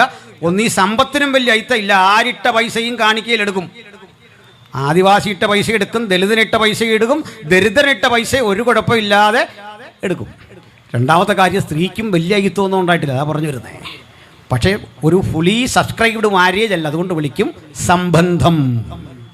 അപ്പം നമുക്ക് തൽക്കാലം അസംബന്ധം എന്ന് പേരിടേണ്ടി വരും. കാരണം താഴോട്ട് ഇങ്ങനെ കെട്ടുക. പക്ഷെ ഒരു കാരണവശാലും കെട്ട് മുകളിലോട്ട് പാടില്ല. പുരുഷന്, അതായത് ഒരു ശൂദ്രന് മുകളിൽ കയറി കെട്ടാൻ പാടില്ല. മുകളിലേക്ക് ക്ഷത്രിയനെ കെട്ടാൻ പാടില്ല. അങ്ങനെ വരുമ്പോൾ ഏതെങ്കിലും വിധത്തിലൊരു ശൂദ്രൻ ഒരു ബ്രാഹ്മണ സ്ത്രീയെ പ്രണയിച്ച് കല്യാണം കഴിച്ചതിലൊരു കുട്ടി ജനിച്ചാൽ അവൻ്റെ പേരാ ചണ്ടാളൻ. മനസ്സിലായോ? മനസ്സിലായില്ല? അല്ല ദൂരെ നിന്നും ടാക്സി പിടിച്ചു വന്നല്ലെന്നും. ചണ്ടാളൻ എന്ന് പറഞ്ഞാൽ ക്ലോൺ ചെയ്തെടുത്ത സാധനമൊന്നുമല്ലെന്നും. ശൂദ്രനായൊരു പുരുഷനെ, ശൂദ്രൻ പറഞ്ഞാൽ നായരായൊരു പുരുഷനെ മനസ്സിലാക്കാൻ വേണ്ടി പറയാം. എന്നോട് ചിലപ്പോൾ ആൾ പറയാറുണ്ട് ഇങ്ങനെ പറയൻ പുലകൻ ശൂദ്രൻ നായരെന്നൊക്കെ പച്ചയ്ക്ക് പറയരുത്. എൻ്റെ സ്നേഹിത, മൂർഖനെന്ന് വിളിക്കാനേ പറ്റൂ, തത്തമ്മയെന്ന് വിളിക്കാനൊന്നും പറ്റില്ല. ഇത് നമ്മളുണ്ടാക്കിയെന്നല്ല, ഇത് മനുസ്മൃതിയിലുള്ള സാധനമാണ്. ഞാൻ പറഞ്ഞല്ലേ, അതങ്ങ് മാറ്റ്. ഇത് വേദങ്ങൾ എഴുതി വെച്ചിരിക്കുന്ന സാധനമാണ്, സർക്കാർ എഴുതി വെച്ചിരിക്കുന്ന രേഖകളുടെ സാധനമാണ്. അതുകൊണ്ട് ഞാൻ പറയാണ്ട് ലോകത്തിലെ ഏറ്റവും വലിയ വർഗീയവാദി ജാതി ചോദിക്കുന്ന ആൾ വില്ലേജ് ഓഫീസറാണ് സർട്ടിഫിക്കറ്റ് തരാൻ. മനസ്സിലായില്ലേ? ഞാനുണ്ടാക്കിയല്ല. ഈ നായർ പോയിട്ട് ആരെ കെട്ടിയാൽ ബ്രാഹ്മണ സ്ത്രീയെ വിവാഹം കഴിച്ചാൽ അതിലുണ്ടാകുന്ന കുട്ടിയാ ചണ്ടാളൻ.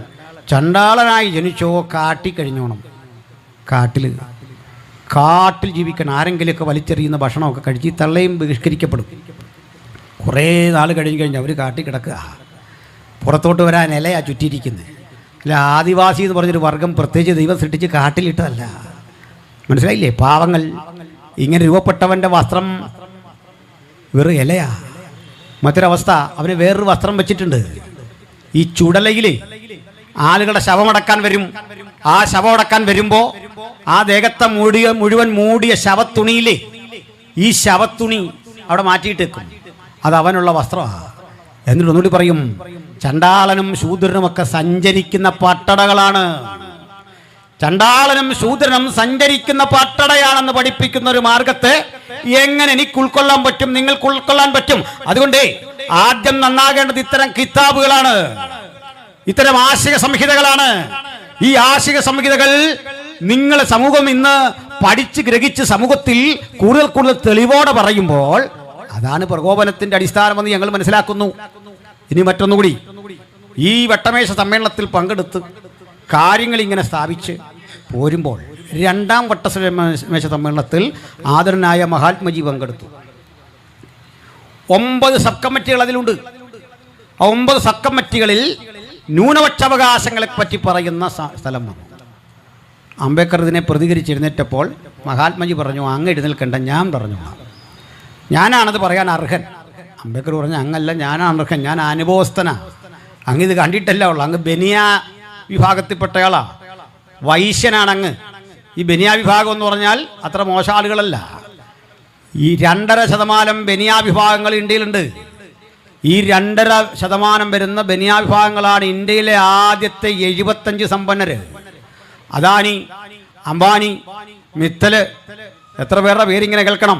ഇവരാ ഇന്ത്യ ഭരിക്കുന്നത്, അവരുടെ കയ്യിലാണ് ഇന്ത്യ. സമ്പന്നമായൊരു പശ്ചാത്തലമാണ്. ബിർള ഇല്ലേ, ബിർള ഗാന്ധിജിയുടെ സ്വന്തക്കാരനാ. ബിർള മന്ദിർ എന്നൊക്കെ കേട്ടാൽ ഇതെന്താ സംഭവം തന്നെ. ടാറ്റ ബിർള ഗോയങ്ക എന്നൊക്കെ കേട്ടിട്ടില്ലേ? ഇതിൽ ബിർള കൊടുത്ത വീടാത്. അത് പോട്ടെ, ഗാന്ധിജി പറയും, ഞാൻ സാധാരണ മനുഷ്യരോട് ഗ്രാമങ്ങളിൽ ഇടപെട്ട അയിത്തത്തിനെതിരെ പോരാടിയ ആളാണ്. മഹാത്മജി പ്രതികരിച്ചു, അലയോ അംബേദ്കർ പ്രതികരിച്ചു, മഹാത്മജി, അങ്ങ് അയിത്തത്തിനെതിരെ പോരാടിയ ഒരു രീതി ഞാൻ കേട്ടിട്ടുണ്ട്.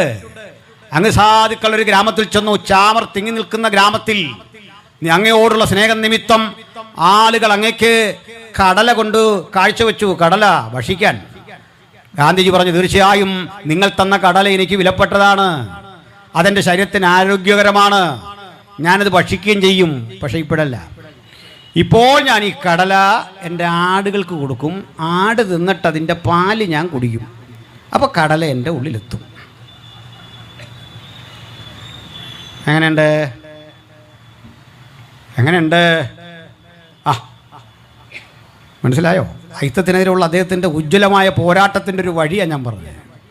ഇത്രയും വലിയൊരു ബുദ്ധിമാൻ നമ്മൾ കണ്ടിട്ടില്ലെങ്കിൽ അത്ഭുതമുള്ളൂ. പക്ഷെ അദ്ദേഹം വളരെ ലളിതമായി ജീവിക്കുന്ന ഒരാളായിരുന്നു. അതുകൊണ്ട് ആടിൻ്റെ പാലേ കുടിക്കൂ, ആടിൻ്റെ പാലേ കുടിക്കൂ എന്നതുകൊണ്ട് അദ്ദേഹം ജീവിച്ച ഇംഗ്ലണ്ടിലേക്ക്, ഇന്ത്യയിൽ നിന്ന് ഒരാടിനെ കൊണ്ടുപോയി, ഇംഗ്ലണ്ടിലേക്ക് ഒരാടിനെ കൊണ്ടുപോയി അതിൻ്റെ പാലാണ് കുടിക്കുന്നത്. ഇംഗ്ലണ്ടിലെ ആടിനെ കൊണ്ടുപോകാനുള്ള ചിലവൊക്കെ നിങ്ങൾ ഓർത്താൽ മതി. മനസ്സിലായില്ലേ?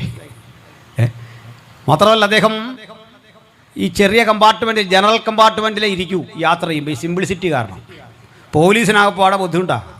കാരണം 10-15 പോലീസ് ഇരുന്നെങ്കിലേ ഇദ്ദേഹത്തിന് സുരക്ഷ വർദ്ധിപ്പിക്കാൻ പറ്റുള്ളൂ. അപ്പുറത്തിരുന്നാൽ സമാധാനത്തിന് പോകാം. മനസ്സിലായില്ലേ? സുരക്ഷ കൊടുക്കണം. അപ്പോൾ ഗാന്ധിജിക്ക് സിമ്പിളായിട്ട് ജീവിക്കാൻ വേണ്ടി നമ്മുടെ പോക്കറ്റിൽ നിന്ന് കാശ് കുറേ ഇറങ്ങി, നികുതിപ്പണവേ കുറേ ഇറങ്ങി. അത് പോട്ടെ, വാദം മൂത്തു. വാദമെല്ലാം മൂത്ത് കഴിഞ്ഞപ്പോൾ സംഗതി വല്ലാതായി, അവസ്ഥ വല്ലാതായി. അവസാനം നടക്കുകയില്ല എന്നായി കഴിഞ്ഞപ്പോൾ അദ്ദേഹം പറഞ്ഞു, മുഴുവൻ പിന്നോക്കരും ദലിതരും ആദിവാസികളും ഹിന്ദുക്കളാണ്. വാദം മൂത്തു. ഒടുക്കം ഇത് തീരുമാനിക്കാനുള്ള അധികാരം അധ്യക്ഷന് വിട്ടുകൊടുത്തിട്ട് സമ്മേളനം അടിച്ചു പിരിഞ്ഞു. അടിയൊന്നുമല്ല, അടിച്ചങ്ങ് പിരിഞ്ഞു. അതിനുമുമ്പ് രസകരമായൊരു കാര്യമുണ്ട്, ചിന്താർഹമായൊരു കാര്യം. 14 ആവശ്യങ്ങൾ ഉന്നയിച്ചു അംബേദ്കർ. അന്ന് അതൊക്കെ പാലിക്കപ്പെട്ടിരുന്നെങ്കിൽ ഈ രാജ്യത്തിന്ന് യാതൊരു വർഗീയതയും ഉണ്ടാവില്ല. സ്വസ്ഥതയോടെ ജീവിക്കാൻ പാകത്തിന് കാഴ്ചപ്പാടുള്ള ബാബാ സാഹേബ് വെച്ച ഐഡിയകൾ മുഴുവൻ നിരാകരിക്കപ്പെട്ടത് എങ്ങനെയാണെന്ന് പറയട്ടെ. ഇത് മുഴുവൻ അധ്യക്ഷനായിരുന്ന റാംസേ മക്ഡൊണാൾഡ് എന്നറിയപ്പെടുന്ന ബ്രിട്ടീഷ് പ്രധാനമന്ത്രി ഏൽപ്പിച്ചു. ആ പ്രമേയത്തിൽ ഒപ്പിടാത്ത ഒരാളേ ഉള്ളൂ, അംബേദ്കർ. തിരിച്ചു പോകുന്നു. അങ്ങനെ 32 സെപ്റ്റംബർ 20 അവിടുന്ന് 1932 വട്ടമേശ സമ്മേളനം കഴിഞ്ഞ് തിരിച്ചു പോരുന്നു. രണ്ടാം വട്ടമേശ സമ്മേളനം 32 ആഗസ്റ്റ് 17 ആകുമ്പോഴേക്കും മക്ഡൊണാൾഡിൻ്റെ വിധി പുറപ്പെടുന്നു. അമ്പരപ്പിക്കുന്ന വിധിയാണ്. ആ വിധി എന്താണെന്ന് അറിയണ്ടേ? അംബേദ്കർ പറഞ്ഞ മുഴുവൻ കാര്യങ്ങളും അംഗീകരിച്ചിരിക്കുന്നു. കമ്മ്യൂണൽ അവാർഡ് എന്നാണ് എൻ്റെ പേര്. ചരിത്രം പഠിച്ചാൽ മതി. Communal award. അങ്ങനെ ബ്രിട്ടീഷുകാർ ചെയ്യാനൊക്കെ ചെയ്തു. പക്ഷെ ഇന്ത്യയിൽ കലാപം പൊട്ടിപ്പുറപ്പെട്ടിട്ട് ആദരനായ മഹാത്മജി പൂനെയിലെ ഇർവാള ജയിലിൽ മരണം വരെ നിരാഹാരം. ഗാന്ധിജി നയിച്ച നിരാഹാരങ്ങളുടെ എണ്ണം 21 നിരാഹാരങ്ങളിൽ മരണം വരെ നിരാഹാരം ഇരിക്കും എന്ന് പറയുന്നത് ഒറ്റ കാര്യത്തിനാണ്. അതെന്താണെന്നറിയണ്ടേ? അതാ രസകരം. ദളിതരും ആദിവാസികളെല്ലാം ഹിന്ദുക്കളാണ്. ഋഗ്വേദം പോയി, മനുസ്മൃതി പോയി, ചാതുവർണ്ണത്തിൽ ഉൾപ്പെടാത്തവരെ കൂടി ചേർത്തുകൊണ്ട് 1935 ഒരു ലിസ്റ്റ് പുറത്തിറങ്ങി. ആ ലിസ്റ്റ് അനുസരിച്ച പട്ടികയിൽപ്പെട്ട ജാതി ST SC എന്ന നിലയിലേക്കൊക്കെ ലിസ്റ്റ് വരുന്നത്. ആ ലിസ്റ്റിന് മുമ്പ് ഈ രാജ്യത്തിലെ ദലിതരോ ആദിവാസികളോ ഹിന്ദുക്കളല്ല. രണ്ടാമത്തെ തെളിവ് ഞാൻ പറയുന്നു. 1911 ബ്രിട്ടീഷ് ഇന്ത്യയിൽ ഒരു സെൻസസ് നടന്നു. 1881 1911 ചില സെൻസസുകൾ നടക്കുന്നുണ്ട്. ആ സെൻസസിൽ, കാസ്റ്റ് തിരിച്ച് നടത്തിയ സെൻസസിൽ ആരാണ് ഈ അൺടച്ചബിൾസ്, അസ്പൃശ്യർ എന്ന് ചോദിക്കുന്ന ചോദ്യത്തിന് സായിപ്പ് കണ്ടെത്തുന്ന ഉത്തരം 10 എണ്ണമാണ്. 1, ബ്രാഹ്മണ്യത്തെ നിഷേധിക്കുന്നവരോ ബ്രാഹ്മണ്യം നിഷേധിച്ചവരോ, അതായത് പുസ്തകത്തിൽ കാണാത്തവർ. 2, വേദങ്ങളുടെ ഒതൻറ്റിസിറ്റി, ആധികാരികത നിരസിച്ചവർ. 3, പശുമാംസം ഭക്ഷിക്കുന്നവർ. 4, ഹിന്ദു ദൈവങ്ങളെ ആരാധിക്കാത്തവർ. വീണ്ടും പശുമാംസം ഭക്ഷിക്കുന്ന ആളുകൾ മാത്രമല്ല, പൊളൂട്ടഡ് ആക്കുന്നവർ, മലിനപ്പെടുത്തുന്നവർ. ഇങ്ങനെ 8-10 നിബന്ധനകൾ കൃത്യമായി രേഖപ്പെടുത്തി വച്ചു.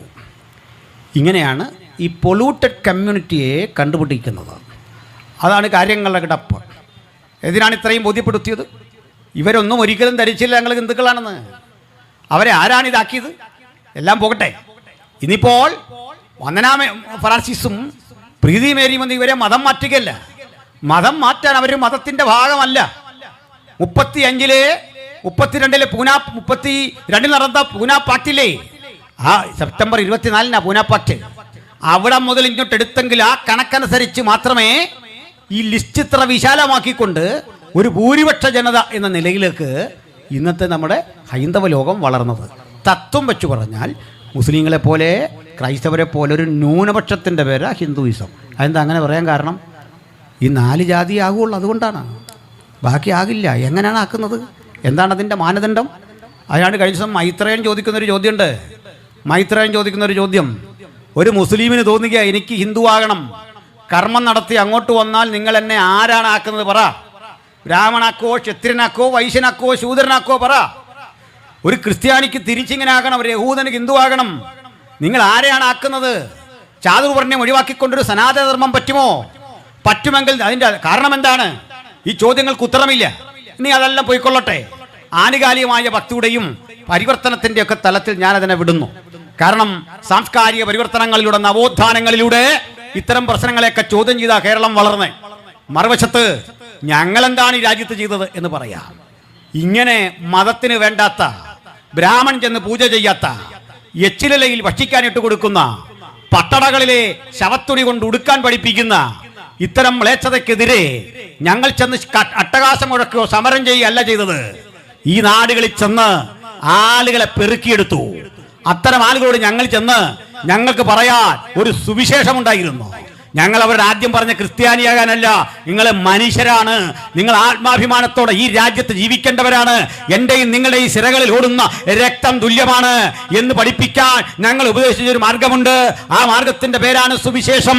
ആ സുവിശേഷം പ്രസംഗിക്കുന്നത് മതപരിവർത്തനമാണെന്ന് നിങ്ങൾക്ക് നിശ്ചയമുണ്ടെങ്കിൽ, അതിനങ്ങനെയാണ് നിങ്ങൾ പേരിടുന്നതെങ്കിൽ, ഞങ്ങൾ ഈ പ്രവൃത്തി അഭംഗുരം തുടരുക തന്നെ ചെയ്യും. കാരണം മനുഷ്യത്വത്തിന്റെ ആത്മാഭിമാനത്തിലേക്ക്, അന്തസ്സിലേക്ക്, ആഭിജാത്യബോധത്തിലേക്ക് ഈ ജനതയെ മാറ്റിയെടുക്കാനുള്ള വലിയ ഉത്തരവാദിത്വം ഈ രാജ്യത്ത് ആദ്യം നിറവേറിയത് ഈ രാജ്യത്തിലെ മിഷണറിമാരാണ്. ഞാൻ ഒന്നുകൂടി പറയുന്നു. ചില ആളുകൾ പറയും എന്തൊക്കെയോ സൗജന്യം കിട്ടാൻ, മതം മാറി പാൽപ്പൊടി കിട്ടാൻ, വസ്ത്രം കിട്ടാൻ, അതിനൊക്കെ വേണ്ടി പോകുന്ന രസാപരമായ ഒരു കാര്യം. ബഹുമാനായ ശ്രീ കെ സുരേന്ദ്രൻ, കഴിഞ്ഞ BJPയുടെ മുൻ പ്രസിഡന്റ്, സംസ്ഥാന പ്രസിഡന്റ്, അദ്ദേഹം ഒരു പോസ്റ്റ് ഇട്ടു. അതിൽ 2 പേരുടെ ഫോട്ടോയുണ്ട്. ഒന്ന് ശ്രീ P. വിജുവിൻ്റെയാണ്, CPM നേതാവ്. മറ്റൊരാൾ ശ്രീ കൊടിക്കുന്നിൽ സുരേഷാണ്, ഈ രണ്ടുപേരുടെ ചിത്രമിട്ടിട്ട് പറയാണ്, ഇതാ സംവരണം തട്ടിയെടുക്കുന്നു, ഇവർ ക്രിസ്ത്യാനികളാണ്, പേര് കൊണ്ട് ഇവർ ഹിന്ദുക്കളാണ്, എന്നിട്ട് ഇതാ സംവരണം തട്ടിയെടുക്കുന്നു എന്ന് പറഞ്ഞുകൊണ്ട് സനാതന ധർമ്മത്തിന് വേണ്ടി വാദിക്കുമ്പോൾ, പ്രിയപ്പെട്ട സുരേന്ദ്ര, താങ്കളെപ്പോലും സനാതനധർമ്മം കാലുകൊണ്ടടിച്ച് പുറത്തു കളഞ്ഞിരുന്ന ഒരു കാലമുണ്ടായിരുന്ന കാര്യം താങ്കൾ വിസ്മരിച്ചു പോരുന്നോ? ഞാൻ പറയട്ടെ, ടി കെ മാധവന്റെ അമ്മയുടെ ചരിത്രം, ഭാര്യ മാതാവിന്റെ ചരിത്രം ഞാനൊരു വീഡിയോയിൽ പറയുന്നുണ്ട്.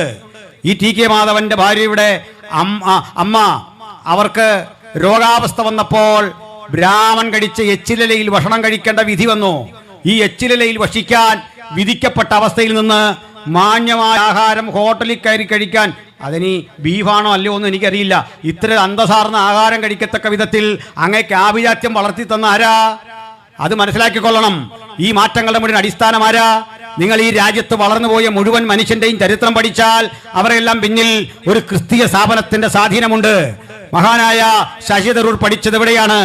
പ്രിയപ്പെട്ട രാഹുൽ ഗാന്ധി പഠിച്ചത് എവിടെയാണ്? ആദരണീയായ നിർമ്മല സീതാരാമൻ പഠിച്ചത് എവിടെയാണ്? ഇത്തരം ആളുകളുടെ പേര് ജോൺ ബ്രിട്ടാസ് ചോദിക്കുമ്പോൾ ഉത്തരമില്ലാതെ പരുങ്ങുന്ന ഈ വ്യവസ്ഥയിലെ, മിണ്ടാതിരിക്കുന്ന വ്യവസ്ഥയിലെ ആ കാര്യം ഞങ്ങൾക്കൊന്ന് ഉണർത്തിച്ച് ഓർമ്മപ്പെടുത്തി പറയാനുണ്ട്. ആ കാര്യം എന്തെന്നറിയണ്ടേ? ഈ രാജ്യത്തിൽ, ഈ കേരളത്തിൽ, ഇന്ത്യ മഹാരാജ്യത്തിന്റെ പലയിടങ്ങളിൽ സാധുക്കളെ, സാധാരണക്കാരെ കണ്ട് അവരെ അഭ്യസ്ത വിദ്യരാക്കി മാറ്റിയ മഹത്തരമായ മാർഗമാണ് യേശുക്രിസ്തുവിന്റെ സുവിശേഷത്തിന്റെ മാർഗം. ഞാൻ ഇതേ വേദിയിൽ ഇതിന്റെ മുമ്പും വന്ന് പ്രസംഗിച്ച നിരവധി കാരണങ്ങളുണ്ട്. നിങ്ങൾ പഠിക്കേണ്ട പുസ്തകമാ അടിമ കേരളത്തിന്റെ അദൃശ്യ ചരിത്രം, ഡോക്ടർ ബിനിൽ പോളിന്റെ പുസ്തകം. ഈ പുസ്തകത്തിലാണ് 2 കൊല്ലം മുമ്പ് കേരള സാഹിത്യ അക്കാദമിയുടെ അവാർഡ് കിട്ടിയത്. ആ പുസ്തകം ഇന്ന് 11ാം പതിപ്പിലേക്ക് നീങ്ങിക്കഴിഞ്ഞിരിക്കുന്നു. അത്രയും ബെസ്റ്റ് സെല്ലറാണ്. ശ്രീ ബിനിൽ പോൾ കൃത്യമായി ഈ രാജ്യത്ത് നടന്ന വിവേചനങ്ങളെ, അടിമത്തത്തിന്റെ ചരിത്രം കൃത്യമായ വിധത്തിൽ രേഖപ്പെടുത്തി വെക്കുന്നുണ്ട്. പ്രിയപ്പെട്ടവരെ, മല്ലപ്പള്ളി ചന്തയിൽ ഒരടിമയുടെ വില 21 രൂപയായിരുന്നപ്പോൾ ചങ്ങനാശ്ശേരി ചന്തയിൽ ഒരടിമയുടെ വില ഇതുപോലെ 3 രൂപ മാത്രമായിരുന്നു. 3 രൂപ മാത്രം വിലയുള്ള ചങ്ങനാശ്ശേരി ചന്തയിൽ നിന്ന് 21 രൂപ കിട്ടുന്ന ഇടത്തിലേക്ക് കന്നുകാലികളെ കൊണ്ടുപോകും പോലെ ആളുകളെ ചാട്ടക്കടിച്ച് കൊണ്ടുവന്ന് തെരുവിലിട്ട് വിൽക്കുന്ന കാഴ്ച കണ്ടപ്പോൾ പള്ളം കേന്ദ്രമാക്കി പ്രവർത്തിച്ച ഹെൻറി ബക്കർ ജൂനിയർ എന്ന സായിപ്പ് നിരവധി അടിമകൾക്ക് 21-30 രൂപയൊക്കെ കൊടുത്ത് വില കൊടുത്തു വാങ്ങി അവരെ സ്വതന്ത്രരായി പുറത്തുവിടുമ്പോൾ നിങ്ങൾ ഇതിനെ പണം കൊടുത്തുള്ള മതപരിവർത്തനം എന്ന് പറയുമെങ്കിൽ, ഇത്തരം ഒരു പരിഗണന ഒരാൾ അർഹിക്കുന്നുണ്ടെങ്കിൽ നിങ്ങൾ ചരിത്രം പഠിക്കുക. അടിമകളെ വിലക്ക് വാങ്ങി ഫ്രീ ആക്കി വിട്ടയക്കാൻ അവരെ പ്രേരിപ്പിച്ച ധാർമ്മികമായ ആ സംഹിതയുടെ പേരാണ് വിശുദ്ധ ബൈബിൾ. 1-2 പേരല്ല, ആയിരക്കണക്കിന് ആളുകൾ അടിമത്തത്തിന്റെ ഇത്തരം ചങ്ങലകളെ പൊട്ടിച്ചെറിഞ്ഞുകൊണ്ട് അവർ സാംശീകരിച്ചെടുത്ത സുവിശേഷത്തിന്റെ മഹത്തര സത്യം ഈ രാജ്യത്തോട് ഘോഷിക്കാനുള്ള ഞങ്ങളുടെ ആർജവം എവിടെയും പണയം വെക്കാതെ ഛത്തീസ്ഗഡിലോ അതല്ലെങ്കിൽ രാജസ്ഥാനിലോ ഉത്തർപ്രദേശിലോ ഈ ഇന്ത്യൻ ഭൂമികയുടെ ഏതെങ്കിലും പ്രദേശത്ത് ഇത്തരത്തിലുള്ള പ്രവണതകൾ കാണുമ്പോൾ താത്തുവെക്കാനുള്ളതല്ല ഞങ്ങളുടെ വിശ്വാസം. നിലച്ച് ഏതെങ്കിലും തരത്തിൽ പിന്തിരിഞ്ഞോടാനുള്ളതല്ല ഞങ്ങളുടെ ആത്മാർത്ഥത എന്നുള്ള കാര്യം മാത്രം പറയാനാണ് ഞങ്ങളിവിടെ വന്നിട്ടുള്ളത്. അതുകൊണ്ടാണ് ജനങ്ങളെ ബുദ്ധിമുട്ടിക്കുന്ന പ്രകടനം ഞങ്ങൾ നടത്താറില്ല. നിങ്ങൾ ആലോചിച്ച് നോക്കണം. ഇവിടെ പറയുമ്പോൾ തന്നെ പറയുന്നത് 3-4 തരം നിയമങ്ങൾക്ക് വിധേയമായിട്ടാണ് മതസമ്മേളനങ്ങൾക്ക് അനുമതി. ഞാൻ പറഞ്ഞു അത് പബ്ലിക് ഓർഡറിനെ ബാധിക്കരുത്. ഞാൻ പറഞ്ഞു മതപരമായ സമ്മേളനങ്ങളും പ്രസംഗങ്ങളും പബ്ലിക് മൊറാലിറ്റിയെ ബാധിക്കരുത്. മതപരമായ സമ്മേളനങ്ങളും കൂട്ടങ്ങളും പബ്ലിക് ഹെൽത്തിനെ ബാധിക്കരുത്. ഞങ്ങൾ ഈ രാജ്യത്തിലെ റോഡുകൾ കയ്യേറി ഒരു പൊതുയോഗം നടത്തിയതിന്റെ ഏതെങ്കിലും തെളിവ് കാണിക്കാമോ? ഞങ്ങൾ ഏതെങ്കിലും സ്ഥലത്ത് മാലിന്യമുണ്ടാക്കിയ തെളിവുകൾ കാണിക്കാമോ? അന്തസ്സോടെ ചിട്ടയോടെയാണ് ഇത്തരം യോഗങ്ങൾ ഞങ്ങൾ സംഘടിപ്പിക്കുന്നതെങ്കിൽ നോക്കണം. ചിലർ പറയുന്നു ഞങ്ങൾക്ക് ബഹളമേറെയാണ്, ഞങ്ങൾക്ക് ശബ്ദമേറെയാണ്. പൊന്നു സ്നേഹിത, ഞങ്ങളാണോ ഏറ്റവും അധികം ശബ്ദമുണ്ടാക്കുന്നത്? ഞാൻ എരുമേലി സ്വദേശിയാണ്. മണ്ഡല മകളവിലക്ക് കാലത്ത് 2-3 മാസങ്ങൾ ജാതി മത ഭേദമന്യേ ചണ്ടയും വാദ്യവും അരങ്ങുകളും 24 മണിക്കൂറും കേട്ട് അതിന്റെ മധ്യേ ജനിച്ചു വളർന്ന ആളാണ് ഞാൻ. എനിക്ക് അസഹിഷ്ണുത തോന്നിയിട്ടില്ല. അതെന്റെ പ്രിയപ്പെട്ട സഹോദരങ്ങളുടെ ആരാധന ഭാഗമെന്ന് കരുതി ഞങ്ങൾ അതിനെ ബഹുമാനിച്ചിട്ടേ ഉള്ളൂ. പക്ഷെ 9:30 മണിയോടുകൂടി, രാത്രി 9:30 മണിയോടുകൂടി അവസാനിക്കുന്ന സാധാരണ പൊതുയോഗങ്ങളും ഉച്ചയ്ക്കാണെങ്കിൽ 1 മണിക്ക് മുമ്പ് അവസാനിക്കുന്ന സാധാരണ മീറ്റിങ്ങുകളും ഞങ്ങളുടെ സ്വകാര്യകളിൽ നിന്ന് പ്രാർത്ഥിക്കുന്ന പ്രാർത്ഥനകൾക്ക് ശബ്ദമുണ്ടെന്ന് നിങ്ങൾ സമ്മതിക്കുന്നു. എന്നാൽ അതിനെ പബ്ലിക് ന്യൂസൻസിൽ പെടുത്തി ഞങ്ങൾ ഇത്തരത്തിലാണെന്ന് പറയുന്ന ഓർക്കുക. ഞങ്ങൾ വഴിയടച്ച് പെരുവഴികൾ മുഴുവൻ പിടിച്ചെടുത്ത് പൊങ്കാലയുണ്ടാക്കി ആ പുകയും പടലങ്ങൾ മുഴുവൻ അന്തരീക്ഷത്തെ ഈ വിധത്തിൽ മലിനീകരിക്കുമ്പോൾ ഏതെങ്കിലും തരത്തിൽ പ്രതികരിച്ച് കണ്ടിട്ടുണ്ടോ?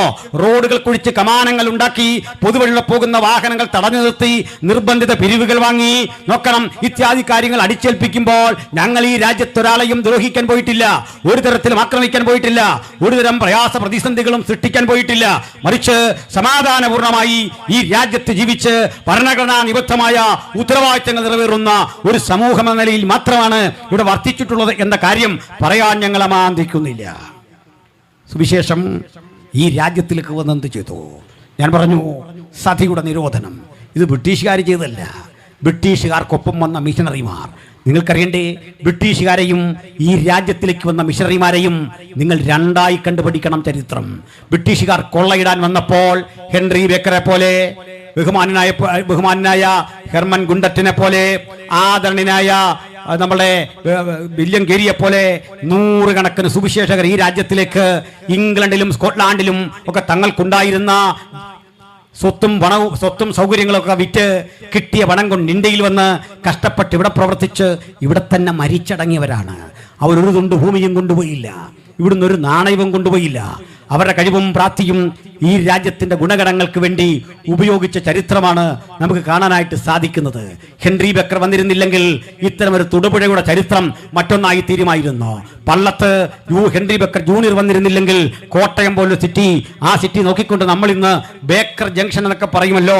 ഈ രാജ്യത്തിന്റെ നിർമ്മിതിയിൽ ഞങ്ങൾ വഹിച്ച പങ്ക് എന്തെന്ന് ഇനിയും പറഞ്ഞു തരണമോ? ഇവിടെ ശശികല ടീച്ചറും മറ്റും ബഹുമാനപ്പെട്ട മദർ തെരേസയെ ആക്ഷേപിച്ചുകൊണ്ട് മതപരിവർത്തനം നടത്തുന്ന ഒരു സ്ത്രീ എന്ന് പറയുമ്പോൾ നിങ്ങൾ ഒരിക്കലെങ്കിലും ഈ സ്ഥാപനം ഒന്ന് സന്ദർശിക്കണം. വേണ്ട, അവിടെ വരെ പോകാൻ നിങ്ങൾക്ക് മടിയുണ്ടെങ്കിൽ കത്തോലിക്ക സഹോദരങ്ങൾ കണ്ണൂരിൽ കന്റോൺമെന്റിന് അടുത്ത് നടത്തുന്ന ഒരു സ്ഥാപനം, മദർ തെരേസയുടെ ഒരു ബ്രാഞ്ച്, ഒരു ശാഖ പ്രവർത്തിക്കുന്നുണ്ട്. എൻ്റെ മാസ്റ്റർ ഡിഗ്രി പഠനവുമായി MSW പഠനവുമായി ബന്ധപ്പെട്ട് ഗവേഷണാർത്ഥം ഞാൻ ഈ സ്ഥലത്തേക്ക് ചെല്ലുമ്പോൾ അവരുടെ പുരോഹിതൻ 28-29 വയസ്സ് മാത്രം പ്രായമുള്ള ഒരു പുരോഹിതൻ വന്ന് എന്നെ കൈക്കൊണ്ടു. അതിനകത്തേക്ക് കയറി നോക്കണം. ആ കിടക്കുന്ന നിരവധി രോഗികൾ, പലതരത്തിൽ ബുദ്ധി കൈവരിക്കാത്ത, ബുദ്ധി വികാസം കൈവരിക്കാത്ത നിരവധി ആളുകൾ. അവരരികിലേക്ക് ചെന്നിട്ട് അവരെ തലോടുന്നു, അവരുടെ മുറിവ് കഴുകി കിട്ടുന്നു. അവർക്ക് യാതൊരു ശമ്പളവും കിട്ടിയിട്ടല്ല ഈ കഠിനാധ്വാനത്തിലൂടെ ഈ ആളുകളെ പരിരക്ഷിക്കുന്നത്.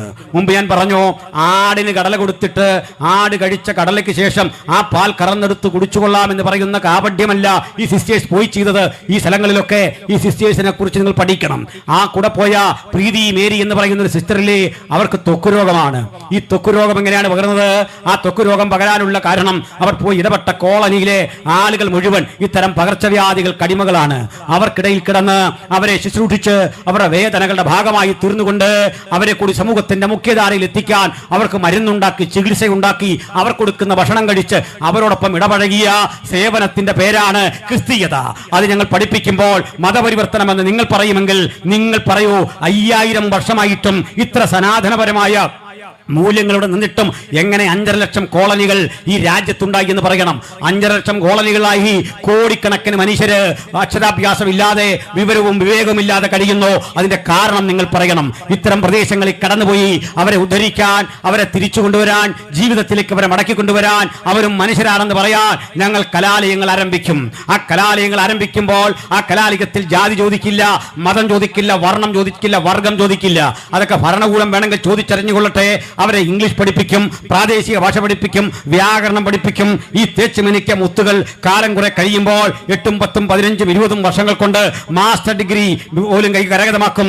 ഇത്തരം വിധത്തിൽ ബിരുദവും ബിരുദാനന്തര ബിരുദം കരഗതമാക്കിയ കുട്ടികൾ പോലീസുകാരായി, തഹസീൽദാർമാരായി, വില്ലേജ് ഓഫീസർമാരായി, ടെസ്റ്റുകൾ എഴുതി പാസ്സായി ഇതേ സ്ഥാനങ്ങളിൽ ഔദ്യോഗിക സ്ഥാനത്തെത്തുമ്പോൾ 100 രൂപ കാശിന് പോലും ഒരു ദിവസം പണിയെടുത്താൽ കിട്ടാത്ത പ്രാകൃതാവസ്ഥ വിട്ടുകൊണ്ട് അവർ മികച്ച ശമ്പളം കൈപ്പറ്റും, വാഹനമുണ്ടാകും, ജീവിതത്തിന്റെ ചുറ്റുപാടുണ്ടാകും. മറ്റൊന്നുകൂടി, അടിമപ്പണി ചെയ്യാൻ ആളെ കിട്ടാതെ വണ്ണം ഭൂവുടമകൾ, സെമീന്ദാർമാർ കഷ്ടപ്പെടുമ്പോൾ അവർ മദ്യം കൊടുത്ത്, മയക്കുമരുന്ന് കൊടുത്ത് സാധാരണ മനുഷ്യരെ ഇളക്കി വിട്ടുകൊണ്ട് ഇത്തരം സുവിശേഷ പ്രഭാഷണങ്ങളെ, പാട്ടുപാടുന്ന ഇടങ്ങളെ, യോഗങ്ങളെ അലങ്കോലപ്പെടുത്തുമ്പോൾ നിങ്ങൾ നശിപ്പിക്കുന്നത് ഒരു ജനതയുടെ ഭാവിയാണ്, ഒരു ജനതയുടെ ജീവിതമാണ് എന്നുള്ളൊരു യാഥാർത്ഥ്യം കൂടി ഓർത്തുകൊള്ളണം. ഞാൻ ഒരു ചോദ്യത്തിന് കൂടി മറുപടി പറഞ്ഞുകൊണ്ട് അവസാനിപ്പിക്കാം. ചിലരെങ്കിലും പറയാറുണ്ട്, നിങ്ങൾ എന്തുകൊണ്ട് ഈ കോളനികളിൽ സുവിശേഷം പറയാൻ പോകുന്നു, ഈ സവർണ ഹിന്ദുക്കളുടെ അരികിലോ മുസ്ലിങ്ങളുടെ അരികിലോ ഒന്നും പോകാത്ത എന്താ? മുസ്ലിങ്ങളുടെ അരികിൽ പോയാൽ അവർ വെട്ടും കുത്തും കൊല്ലും എന്നൊക്കെ പറയുന്നുണ്ട്. നിങ്ങൾ ചരിത്രം പഠിക്കണം. ഞങ്ങളുടെ മുൻനിര പ്രസംഗങ്ങളിൽ അത്ര മുസ്ലിം നാമധാരികളുണ്ടെന്ന് അറിയണ്ടേ? ആളുകളുണ്ടെന്നറിയണ്ടേ? ധാരാളം ആളുകൾ അതേ പേര് പോലും മാറാതെ സുവിശേഷം പ്രസംഗിക്കുന്ന ആളുകളെ നിങ്ങൾക്ക് തരാം. ഇനി സവർണ ഹിന്ദുക്കളരികിൽ ഞങ്ങൾ പോകുന്നില്ല എന്ന വാദവും വളരെ തെറ്റാണ്. അതുകൂടി പഠിച്ചു. ഇന്ത്യ മഹാരാജ്യത്തിൽ ഈ പെന്തക്കോസ് അനുഭവമില്ല. ഞങ്ങൾ ഈ ഒച്ച വെക്കും, ബഹളം വെക്കും, അന്യഭാഷയിൽ പാട്ടുപാടും, നൃത്തം ചെയ്യുമെന്നൊക്കെ പറയുന്ന അനുഭവം ആദ്യം ആർജിച്ച ആ സ്ഥലം എവിടാന്നറിയണ്ടേ? പണ്ഡിത രമാബായിയുടെ മുക്തി മിഷനാണ്. ആധുനിക കാലത്ത് ജീവിച്ചിരിക്കുന്ന സംഘപരിവാര ശക്തികൾക്ക് പണ്ഡിത രമാബായി ആരെന്നറിയില്ലെങ്കിൽ ഗൂഗിൾ ചെയ്ത് നോക്കിയാൽ മതി. 1960 രാഷ്ട്രം അവരുടെ പേരിൽ ഒരു തപാൽ സ്റ്റാമ്പ് പുറത്തിറക്കിയിട്ടുണ്ട്. ഏതാണ്ട് 300-ലധികം ഏക്കറിൽ വ്യാപരിച്ചു കിടക്കുന്ന മുക്തി മിഷനിൽ ഈ ഞാനും ചില നാളുകൾക്കപ്പുറത്ത് ഒരു മീറ്റിങ്ങിനായി കടന്നുപോയി. ആരായിരുന്നു പണ്ഡിത രമാബായി? കർണാടക സ്വദേശിയായിട്ടുള്ള ഒരു ചിത്പവൻ ബ്രാഹ്മണ സ്ത്രീയാണ്. ഈ ബ്രാഹ്മണ സ്ത്രീയുടെ മുഴുവൻ പേര് പണ്ഡിത രമാബായി സരസ്വതി എന്നായിരുന്നു. പണ്ഡിത രമാബായി സരസ്വതിയാണ് പണ്ഡിറ്റ് എന്ന ബിരുദം ഇന്ത്യയിൽ ആദ്യ കരഗതമാക്കിയ വനിതാരത്നം എന്നുകൂടി ഓർക്കണം. പണ്ഡിറ്റ് എന്ന ബിരുദം പണ്ഡിറ്റ് മദൻ മോഹൻ മാളവ്യ, പണ്ഡിറ്റ് നെഹ്റു, പണ്ഡിറ്റ് കറുപ്പൻ എന്നൊക്കെ പറയുന്ന പോലെ പണ്ഡിറ്റ് എന്ന ബിരുദം സംസ്കൃതത്തിൽ അവഗാഹമായ പണ്ഡിതയായ ഈ സ്ത്രീയെ ഈ തൻ്റെ മാതാപിതാക്കളോടൊപ്പം ദീർഘദൂരം യാത്ര ചെയ്ത് പ്രധാനപ്പെട്ട ക്ഷേത്രങ്ങളിൽ ആ തീർത്ഥാടനത്തിനായി പോകും വഴിക്ക് ഇവർക്കൊരു പ്രശ്നമുണ്ട്. മറ്റ് ബ്രാഹ്മൺസിന്റെ പോലും ഫുഡ് കഴിക്കാൻ വയ്യ. അയിത്തവും അനാചാരവും നിലനിൽക്കുന്നു. തീണ്ടലും തൊടിയിലും അസ്പർശ്യതും നിലനിൽക്കുമ്പോൾ അവർ പൊതുവാഹനങ്ങളിൽ യാത്ര ചെയ്തില്ല. കഷ്ടപ്പെട്ടു നടന്നും പോകുന്ന വഴിക്ക് ഒരു ജലാശയത്തിൽ ഇറങ്ങി മുങ്ങിപ്പൊങ്ങുമ്പോൾ അവരുടെ പക്കലേക്ക് ഒരു സരസ്വതി വിഗ്രഹം കിട്ടി. കയ്യിൽ പേര് പോലെ കിട്ടിയ ഈ വിഗ്രഹത്തെ അവർ പൂജിച്ചു, ബഹുമാനിച്ചു. എന്നിട്ട് ഈ കൊച്ചു പെൺകുട്ടിയുടെ കയ്യിൽ ഇത്തരമൊന്ന് കിട്ടിയല്ലോ എന്നോർത്ത് ആളുകൾ അവളെ ബഹുമാനിക്കാൻ തുടങ്ങി, ആദരിക്കാൻ തുടങ്ങി. അവർ ദൈവപരിവേഷം കാണാൻ തുടങ്ങി. പക്ഷേ യാത്ര പുരോഗമിച്ച് കാലം കുറെ കഴിഞ്ഞപ്പോൾ പട്ടിണിയും പരിവട്ടവും നിമിത്തമുണ്ടായ അൾസർ ബാധിതനായി വഴിയോരത്തപ്പൻ മരിച്ചു വീണു. വലിയ നിരാശയിലും കഷ്ടപ്പാടിലും ഈ പെൺകുട്ടി ഒറ്റപ്പെടുന്ന രാത്രിയിൽ തൻ്റെ കയ്യിൽ നിന്ന വിഗ്രഹം കയ്യിലെന്തിട്ട് ചോദിച്ചു, ഞാൻ അനേകരോട് നിന്നെക്കുറിച്ച് പരിചയപ്പെടുത്തി, നിന്നെപ്പറ്റിയുള്ള സ്തോത്രങ്ങളും സ്തുതികളും പാടിക്കൊടുത്തു. പക്ഷേ എൻ്റെ ജീവിതത്തിൽ ഒരിക്കലും എനിക്ക് സമാധാനമില്ല. വന്ന വഴികളിലൊന്നും എനിക്ക് സാന്ത്വനമില്ല. എന്നെ സാന്ത്വനപ്പെടുത്താൻ നിനക്കെന്തുകൊണ്ട് കഴിയാതെ പോയി. എൻ്റെ അപ്പൻ ദയനീയമായ അവസ്ഥയിൽ ഇത്തരത്തിൽ മരിച്ചു വീണ ആ വേദനയെല്ലാം അവൾ പങ്കിട്ടിട്ട് ഇതെടുത്ത് ദൂരേക്ക് കളഞ്ഞു. അന്ന് അവൾക്ക് കിട്ടിയ ദിവ്യമായ ഒരു ആത്മീക ചൈതന്യം നിമിത്തം അവൾ യേശുവിനെ കർത്താവൻ രക്ഷിതാവായി സ്വീകരിച്ചു. ആ സ്ത്രീ ഒരു മെൻഡറെ പരിചയപ്പെട്ടു. പരിതഫലമായി ലണ്ടനിലും അമേരിക്കയിലുമൊക്കെ ചെല്ലുമ്പോൾ കാണുന്ന കാഴ്ച എന്താണ്? അവിടെ ആളുകൾ സുഖലോലുപരായി സന്തോഷയുക്തന്മാരായി ജീവിക്കുന്ന കാഴ്ച കണ്ടു. മാംസഭക്ഷണം കഴിക്കുന്ന കാഴ്ച കണ്ടു. എല്ലും തോലുമായി നടക്കുന്ന ഈ നാട്ടിലെ ആളുകളെപ്പോലല്ല. പട്ടിണി വന്ന് മരിക്കേണ്ടതില്ല. വിഭവസമൃദ്ധമായ ഈ രാജ്യത്തിലെ വിഭവങ്ങൾ മുഴുവൻ മതത്തിൻ്റെ ദുരാചാരണങ്ങളുടെ പേരിൽ ഇങ്ങനെ നശിപ്പിക്കപ്പെടുന്നു. അവൾക്ക് അവിടെ ജീവിക്കാം സ്വസ്ഥതയോടെ. പക്ഷെ ആ നാട്ടിലേക്ക് തിരിച്ചു വന്നു. നാട്ടിൽ തിരിച്ചു വന്നിട്ട് സതി പിന്തള്ളിക്കളയുന്ന ആർക്കും വേണ്ടാത്ത സ്ത്രീകളെ, ആർക്കും വേണ്ടാത്ത അനാഥരെ, വിധവമാരെയൊക്കെ പിടിച്ചെടുത്ത് ഒരു സ്ഥാപനം ആരംഭിച്ചു. ആ സ്ഥാപനം പൊട്ടിക്കെട്ടാൻ ഈ രാജ്യത്തിലെ സവർണ മേധാവികൾ പലവട്ടം ശ്രമിച്ചിട്ടും അവൾക്കുള്ള സ്വാധീനം ഉപയോഗിച്ച് അതിനെയൊക്കെ ചെറുത്തു. നോക്കണേ, അന്തർമാർക്ക് ലിപി ഉണ്ടാക്കുന്ന ബ്രെയിലി ലിപി മറാഠി ഭാഷയിൽ ഉണ്ടാക്കിയ സ്ത്രീയാണവൾ. കിൻഡർ ഗാർട്ടൻ എന്ന് നമ്മൾ കേട്ടിട്ടുണ്ടല്ലോ. ഇന്ത്യ മഹാരാജ്യത്തിൽ ആദ്യം കിൻഡർ ഗാർട്ടൻ എന്നറിയപ്പെടുന്ന സ്കൂൾ സ്ഥാപിച്ചത് ഈ പാവ സ്ത്രീയാ. 4 അടി പൊക്കം മാത്രമുള്ള ആ സഹോദരി കിടന്ന കട്ടിലൊക്കെ മ്യൂസിയത്തിൽ സൂക്ഷിച്ചു വെച്ചിട്ടുണ്ട്. 4 അടി പൊക്കം, ഒരു കുള്ളത്തി എന്ന് പറയാവുന്ന ഒരു സഹോദരി. പക്ഷേ ആ ചെറിയ സഹോദരിയുടെ ചിന്താമണ്ഡലങ്ങളിൽ കൂടി കടന്നുപോയ വിപ്ലവാത്മകമായ ആശയങ്ങളാ സതിയുടെ നിരോധനം വരെ കാര്യങ്ങളെത്തിയെന്ന് മാത്രമല്ല, അവരുടെ ഈ രാജ്യത്തിലേക്കുള്ള സംഭാവനകളെ പുരസ്കരിച്ചുകൊണ്ട് സ്വതന്ത്ര ഇന്ത്യ 1960 ഒരു തപാൽ സ്റ്റാമ്പ് പുറത്തിറക്കി അവരെ ആദരിച്ചു. 1993 വില്യം കേരിയെ ഒരു തപാൽ സ്റ്റാമ്പ് ഉണ്ടാക്കിക്കൊണ്ട് ഇന്ത്യ മഹാരാജ്യം ആദരിച്ചു. ഈ 2 ചരിത്രം ഞാൻ എന്തിനാ പറഞ്ഞെന്നറിയണ്ടേ? ഇതൊക്കെയാ ഞങ്ങൾ ഈ നാടിന് വേണ്ടി ചെയ്തത്. ഈ രാജ്യത്തിലേക്ക് വന്ന വില്യം കേരിയാണ് ഇന്ത്യ മഹാരാജ്യത്തിൽ ആദ്യമായിട്ട് ഒരു കോളേജ് സ്ഥാപിക്കുന്നത്. ഒരു കോളേജ് കേരളത്തിൽ ആദ്യത്തെ കോളേജ് ആരാ സ്ഥാപിച്ചത്? ആദ്യത്തെ സ്കൂൾ ആരാ സ്ഥാപിച്ചത്? പൊതുവിദ്യാഭ്യാസം ഗവൺമെന്റ് തുടങ്ങുന്നതിനും അപ്പുറത്ത് ഈ രാജ്യത്ത് ക്രൈസ്തവർ സ്കൂൾ ആരംഭിച്ചു, കോളേജുകൾ ആരംഭിച്ചു, ആതുരാലയങ്ങൾ ആരംഭിച്ചു. ഇങ്ങനെ നാടിന്റെ മാറ്റത്തിന്റെ മണിമുഴക്കത്തിന് പിന്നിൽ ഉജ്ജ്വലമായി പ്രവർത്തിച്ച ഞങ്ങളെ നോക്കിയിട്ട് മതപരിവർത്തന ലോബി എന്ന് പേരിട്ട് വിളിക്കുമ്പോൾ ഒരു കാര്യം ഓർക്കണം, നിങ്ങളുടെ നേതാക്കന്മാർ പലരും വന്നിരുന്ന് പഠിച്ചത് ഈ സ്ഥാപനത്തിലാണ്. അവരെ പഠിപ്പിച്ച് മതം മാറ്റുകയായിരുന്നില്ല എന്ന ബ്രിട്ടാസ് പറഞ്ഞ ആശയം ഞാൻ വീണ്ടും ഇവിടെ ആവർത്തിക്കുമ്പോൾ മതം മാറ്റം എന്നൊരു രഹസ്യ അജണ്ടയൊന്നും ഞങ്ങൾക്കില്ല. പക്ഷേ യാതൊരുവൻ വിശ്വസിച്ച് യേശുവിനെ സ്വീകരിച്ച് മുമ്പോട്ട് വരുമോ അതിന് രഹസ്യ സ്വഭാവമൊന്നുമില്ല. ഞങ്ങൾ വരെ പിതാവിന്റെയും പുത്രന്റെയും പരിശുദ്ധാത്മാവിന്റെയും നാമത്തിൽ സ്നാനപ്പെടുത്തി ഈ മണ്ഡലത്തിൽ ചേർക്കും. അതിന്റെ കാരണം എന്താണെന്നൊക്കെ നിങ്ങൾ പഠിച്ചാൽ മതി. ഓർത്ത് നോക്ക്, രാംനാഥ് കോവിന്ദ് എന്നറിയപ്പെടുന്ന രാഷ്ട്രപതിക്കും ക്ഷേത്രത്തിൽ കടക്കാനാവാത്ത അശുദ്ധിയുള്ള നാടല്ലേ ഇത്. ഇന്ത്യയുടെ പ്രഥമ പൗരന്റെ അവസ്ഥ ഇതാണെങ്കിൽ ഇത് കേൾക്കുന്ന എന്റെ പ്രിയപ്പെട്ട ചോദിക്കട്ടെ, സെന്റ് പീറ്റേഴ്സ്ബർഗ് ഉൾപ്പെടെ ലോകത്തിലെ ഏതെങ്കിലും ക്രിസ്തീയ പള്ളിയിൽ ഏത് ആദിവാസിക്കും കയറാം, ഏത് സാധാരണക്കാരനും കയറാം, ഏത് ദലിതനും കയറാം. മാന്യമായ വസ്ത്രധാരണത്തോടുകൂടി മര്യാദകൾ പാലിച്ചുകൊണ്ട് നിങ്ങൾക്ക് കടക്കാൻ പറ്റാത്ത ഒരു ക്രിസ്തീയ ദേവാലയം ലോകത്തില്ല. മഹത്തരമായ ഈ ആശയം, മനുഷ്യൻ ഒന്നാണെന്ന് പറഞ്ഞ ഈ ആശയം, സമത്വവും സാഹോദര്യവും ലോകത്തിന്റെ മുമ്പിൽ വെച്ച ആശയം, കൊച്ചുകുട്ടിക്ക് പോലും അതിന്റെ വില കൊടുത്ത ഈ ആശയം, അതിനെ പ്രസംഗിക്കുന്ന ഞങ്ങളുടെ ആ നീക്കവും ഞങ്ങളുടെ സമീപനവും മനുഷ്യത്വപരമാണെന്ന് കണ്ടുകൊണ്ട് ആളുകൾ നിരന്തരം ഇതിന്റെ പക്ഷത്തേക്ക് അടുത്തു വരുന്നത്. മറ്റൊരു കാര്യം കൂടി പ്രിയപ്പെട്ടവരെ, ഇനി ഒരു ചോദ്യം കൂടി എനിക്ക് ബഹുമാനപ്പെട്ട സംഘപരിവാർ സുഹൃത്തുക്കളോടുണ്ട്. നിങ്ങളുടെ ഏത് ഗ്രന്ഥത്തിലാണ് തൊഴിൽ ചെയ്യുന്നവനെ ബഹുമാനിച്ചിട്ടുള്ളത്? ജോലി എടുക്കുന്നവനെ ബഹുമാനിച്ച ഒരു വചനം കാണിച്ചു തന്നാൽ, മാന്യമായി തൊഴിലെടുക്കുന്നവനെ കണ്ട് അവനെ ആദരിച്ച ഒരു വചനം കാണിച്ചു തന്നാൽ ഇതേ പരസ്യവേദിയിൽ വന്ന് ഞാൻ ക്ഷമ പറയും. ഇതേ പരസ്യവേദിയിൽ ഞാൻ വായിച്ച വേദങ്ങളിലൊന്നും തൊഴിലെടുത്തവനെ ബഹുമാനിച്ചൊരു വാക്യമില്ല. ആക്ഷേപിച്ച വാക്യങ്ങളേ ഉള്ളൂ. ഉദാഹരണം പറയാ, ഞാനും നിങ്ങളും ചായ കുടിച്ചിട്ട് ഗ്ലാസ് വഴിയിലെറിഞ്ഞു. ആ വഴിയിലെറിയുമ്പോൾ നഗരസഭയുടെ ജീവനക്കാരിവിടെ വരും. ഇപ്പോഴാണെങ്കിൽ ഫൈൻ അടിക്കും, അത് വേറെ കാര്യം. നല്ലത് ഇവിടേക്ക് വലിച്ചെറിഞ്ഞിട്ടേ നമ്മളങ്ങോട്ട് പോയി കഴിയുമ്പോൾ നഗരസഭയുടെ ജീവനക്കാർ വന്ന് തൂത്ത് പെറുക്കി ഇതൊക്കെ അവിടേക്ക് ഇടുക. അവരും മനുഷ്യരല്ലേ, അവരും കഷ്ടപ്പെട്ടാ ജീവിക്കുന്നത്. അവർ വന്ന് ഈ കയ്യിൽ ഗ്ലൗസും ഒക്കെ ഇട്ട് ഇതങ്ങോട്ട് പെറുക്കുക. പെറുക്കി ഇടുമ്പോഴേക്ക് നമുക്കിവരെന്തോ കുറഞ്ഞ മനുഷ്യരായി തോന്നുന്നെങ്കിൽ കുറവ് നിന്റെ ഹൃദയത്തിനാ സംഭവിച്ചത്. മനസ്സിലായില്ലേ? ഇങ്ങനെ പേപ്പറും മാലിന്യവും ഇട്ട് നാടിനെ അശുദ്ധനാക്കുന്നവൻ സാറാണെന്ന്, അവൻ മാന്യനാണെന്ന് നോക്കണം. നാടിനെ അശുദ്ധമാക്കുന്നവൻ മാന്യനും അശുദ്ധി പെറുക്കിക്കളയുന്നവൻ തോട്ടി എന്ന് വിളിച്ച മോശപ്പെട്ട സംസ്കാരമല്ലേ സനാതനം പഠിപ്പിച്ചത്? ഇവിടെ എവിടെയാ മനുഷ്യന് പരിഗണന കൊടുത്തത്?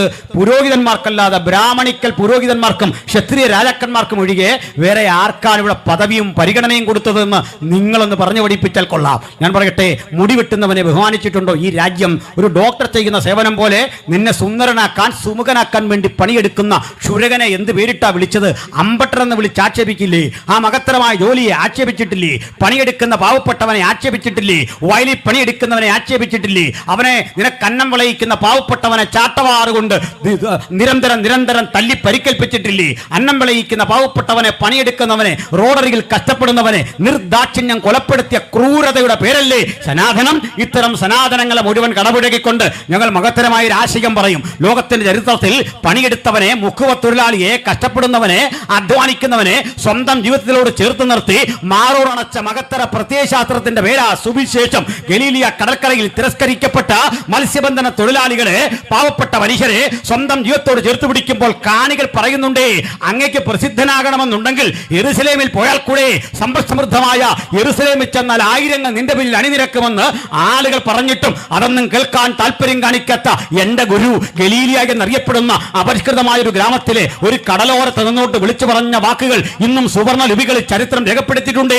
കാലങ്ങൾ ഇപ്പുറത്തു നിന്ന് മാർച്ച് വിളിച്ചു പറഞ്ഞു, സർവ്വരാജ്യ തൊഴിലാളികളെ സംഘടിപ്പിക്കുകയും മാർച്ച് സർവ്വരാജ്യ തൊഴിലാളികളെ സംഘടിക്കാൻ പറയുന്നതിനപ്പുറത്ത് മുമ്പ്, കാലങ്ങൾക്കപ്പുറത്ത് മുമ്പ് തരള ഹൃദയനായ ക്രിസ്തു ആധികാരികതയോട് വിളിച്ചു പറഞ്ഞു, അധ്വാനിക്കുന്നവരും ഭാരം ചുമക്കുന്നവരുമായുള്ളവരെ നിങ്ങൾ എന്റെ അരികിൽ വരുവീൻ, ഞാൻ നിങ്ങളെ ആശ്വസിപ്പിക്കുമെന്ന് 2000 ആണ്ടുകൾക്ക് മുമ്പ് വിളിച്ചറിയിച്ച മഹത്തരമായ ആശയങ്ങളുടെ ഉൽപാദന കേന്ദ്രത്തിന്റെ പേരാ ക്രിസ്തു.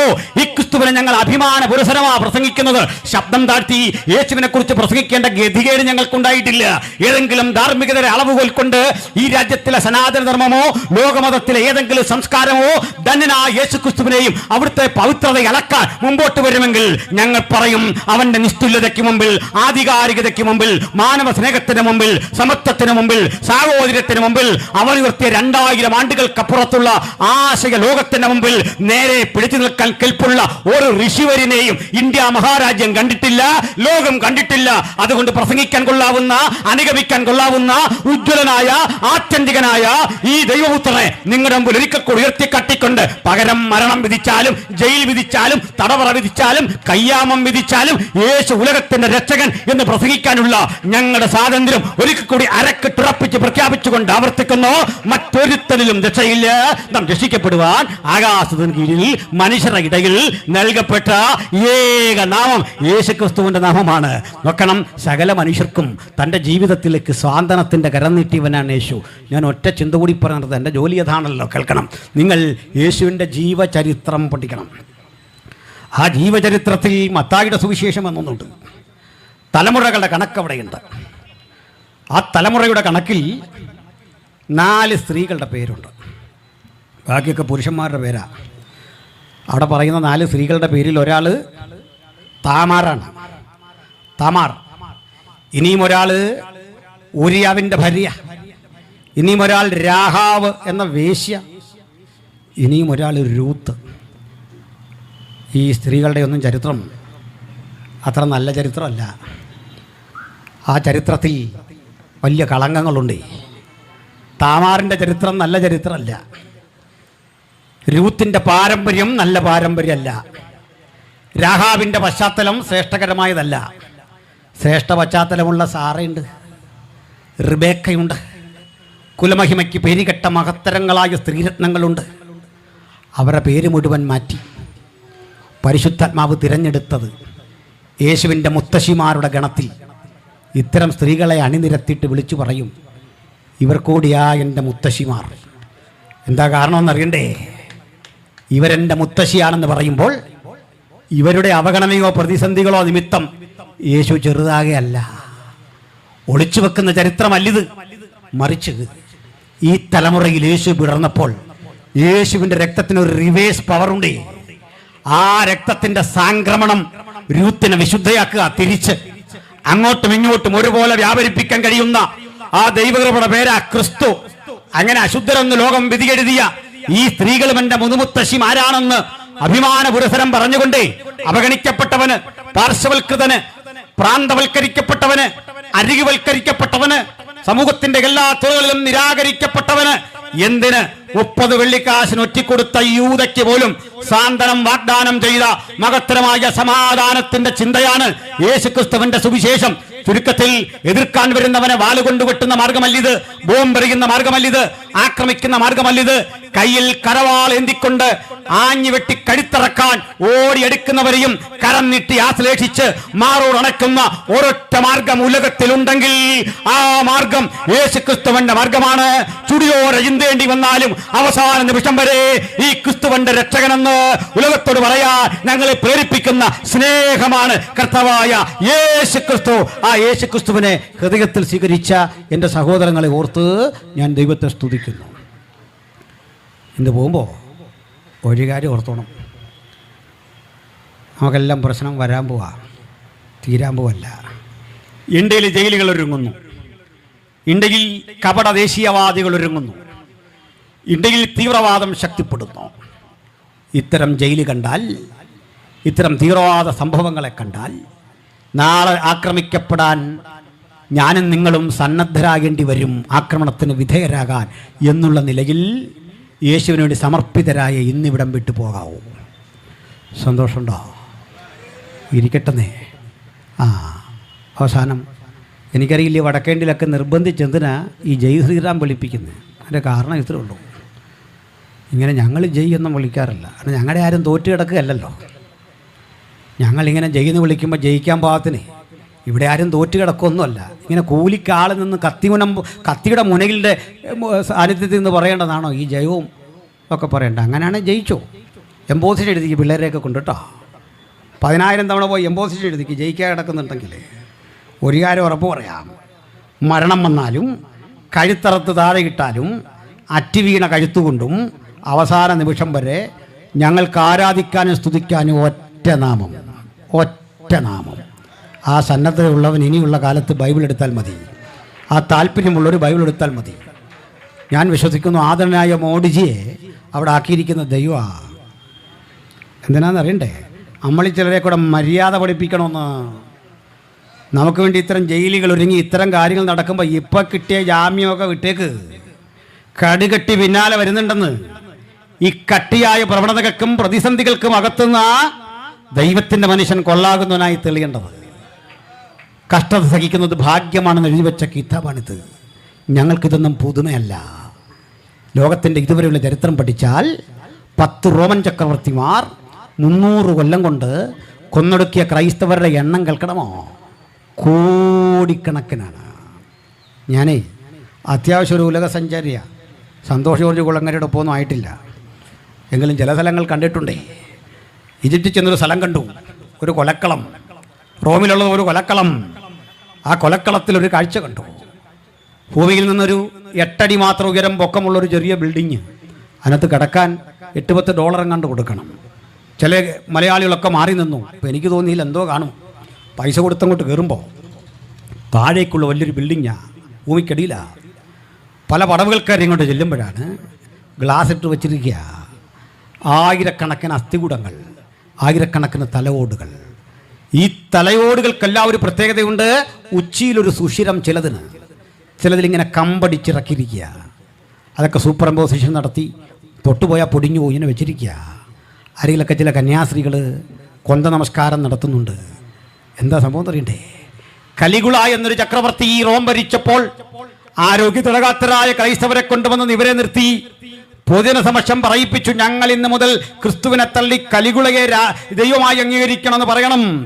പറയാത്ത ആളുകളെ പെഞ്ഞിലേക്ക് പിടിച്ചു കെട്ടി ദണ്ടോട് ചേർത്തിരുത്തിയിട്ട് ഉച്ചയ്ക്ക് ഇരുമ്പ് കൊണ്ട് അടിച്ചിറക്കിയോ കൂർത്ത മുനയുള്ള തടിക്കഷ്ണം അടിച്ചിറക്കിയോ കൊന്നു കൊലവിളിച്ച് അങ്ങനെ സത്യത്തിന് വേണ്ടി നിവരെ നിന്ന ആയിരക്കണക്കിന് മനുഷ്യരുടെ തലയോടുകൾ മ്യൂസിയത്തിൽ സൂക്ഷിച്ചു വെച്ചിരിക്കുന്ന കാഴ്ചയാണ്. ഇതൊക്കെ കണ്ട എന്നെ ചുമ്മാ ഓലപ്പാമ്പ് കെട്ടി പേടിപ്പിക്കാതെ. ആ കാഴ്ച കണ്ട ഞാൻ പറഞ്ഞപ്പോൾ നിങ്ങൾക്ക് തന്നെ വന്നില്ലേ ഒരാവേശം? ആട്ടെ, ഞാനൊരു കാര്യം പറയും, ഇത് കേട്ടപ്പോഴേ പറഞ്ഞു. നമ്മളെക്കാൾ ദൈവം സ്നേഹിച്ചത് സ്റ്റാൻ സ്വാമിയെയും ബഹുമാനനായ നമ്മുടെ പ്രീതി മേരി സഹോദരിയെയും വന്ദന സിസ്റ്ററെയും ഒക്കെയാണ്. നമ്മളൊന്നും അത്രയും വിശുദ്ധരല്ലാത്ത കൊണ്ട് തൊടുപുഴ തങ്ങി. ദൈവരെ അനുഗ്രഹിച്ചതിൻ്റെ തെളിവാത്.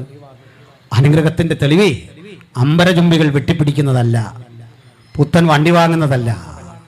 സഹനത്തിൻ്റെ സമരപാതയിലൂടെ യേശുവിന് വേണ്ടി എരിഞ്ഞെരിഞ്ഞെരിഞ്ഞടങ്ങുന്നതാണ്.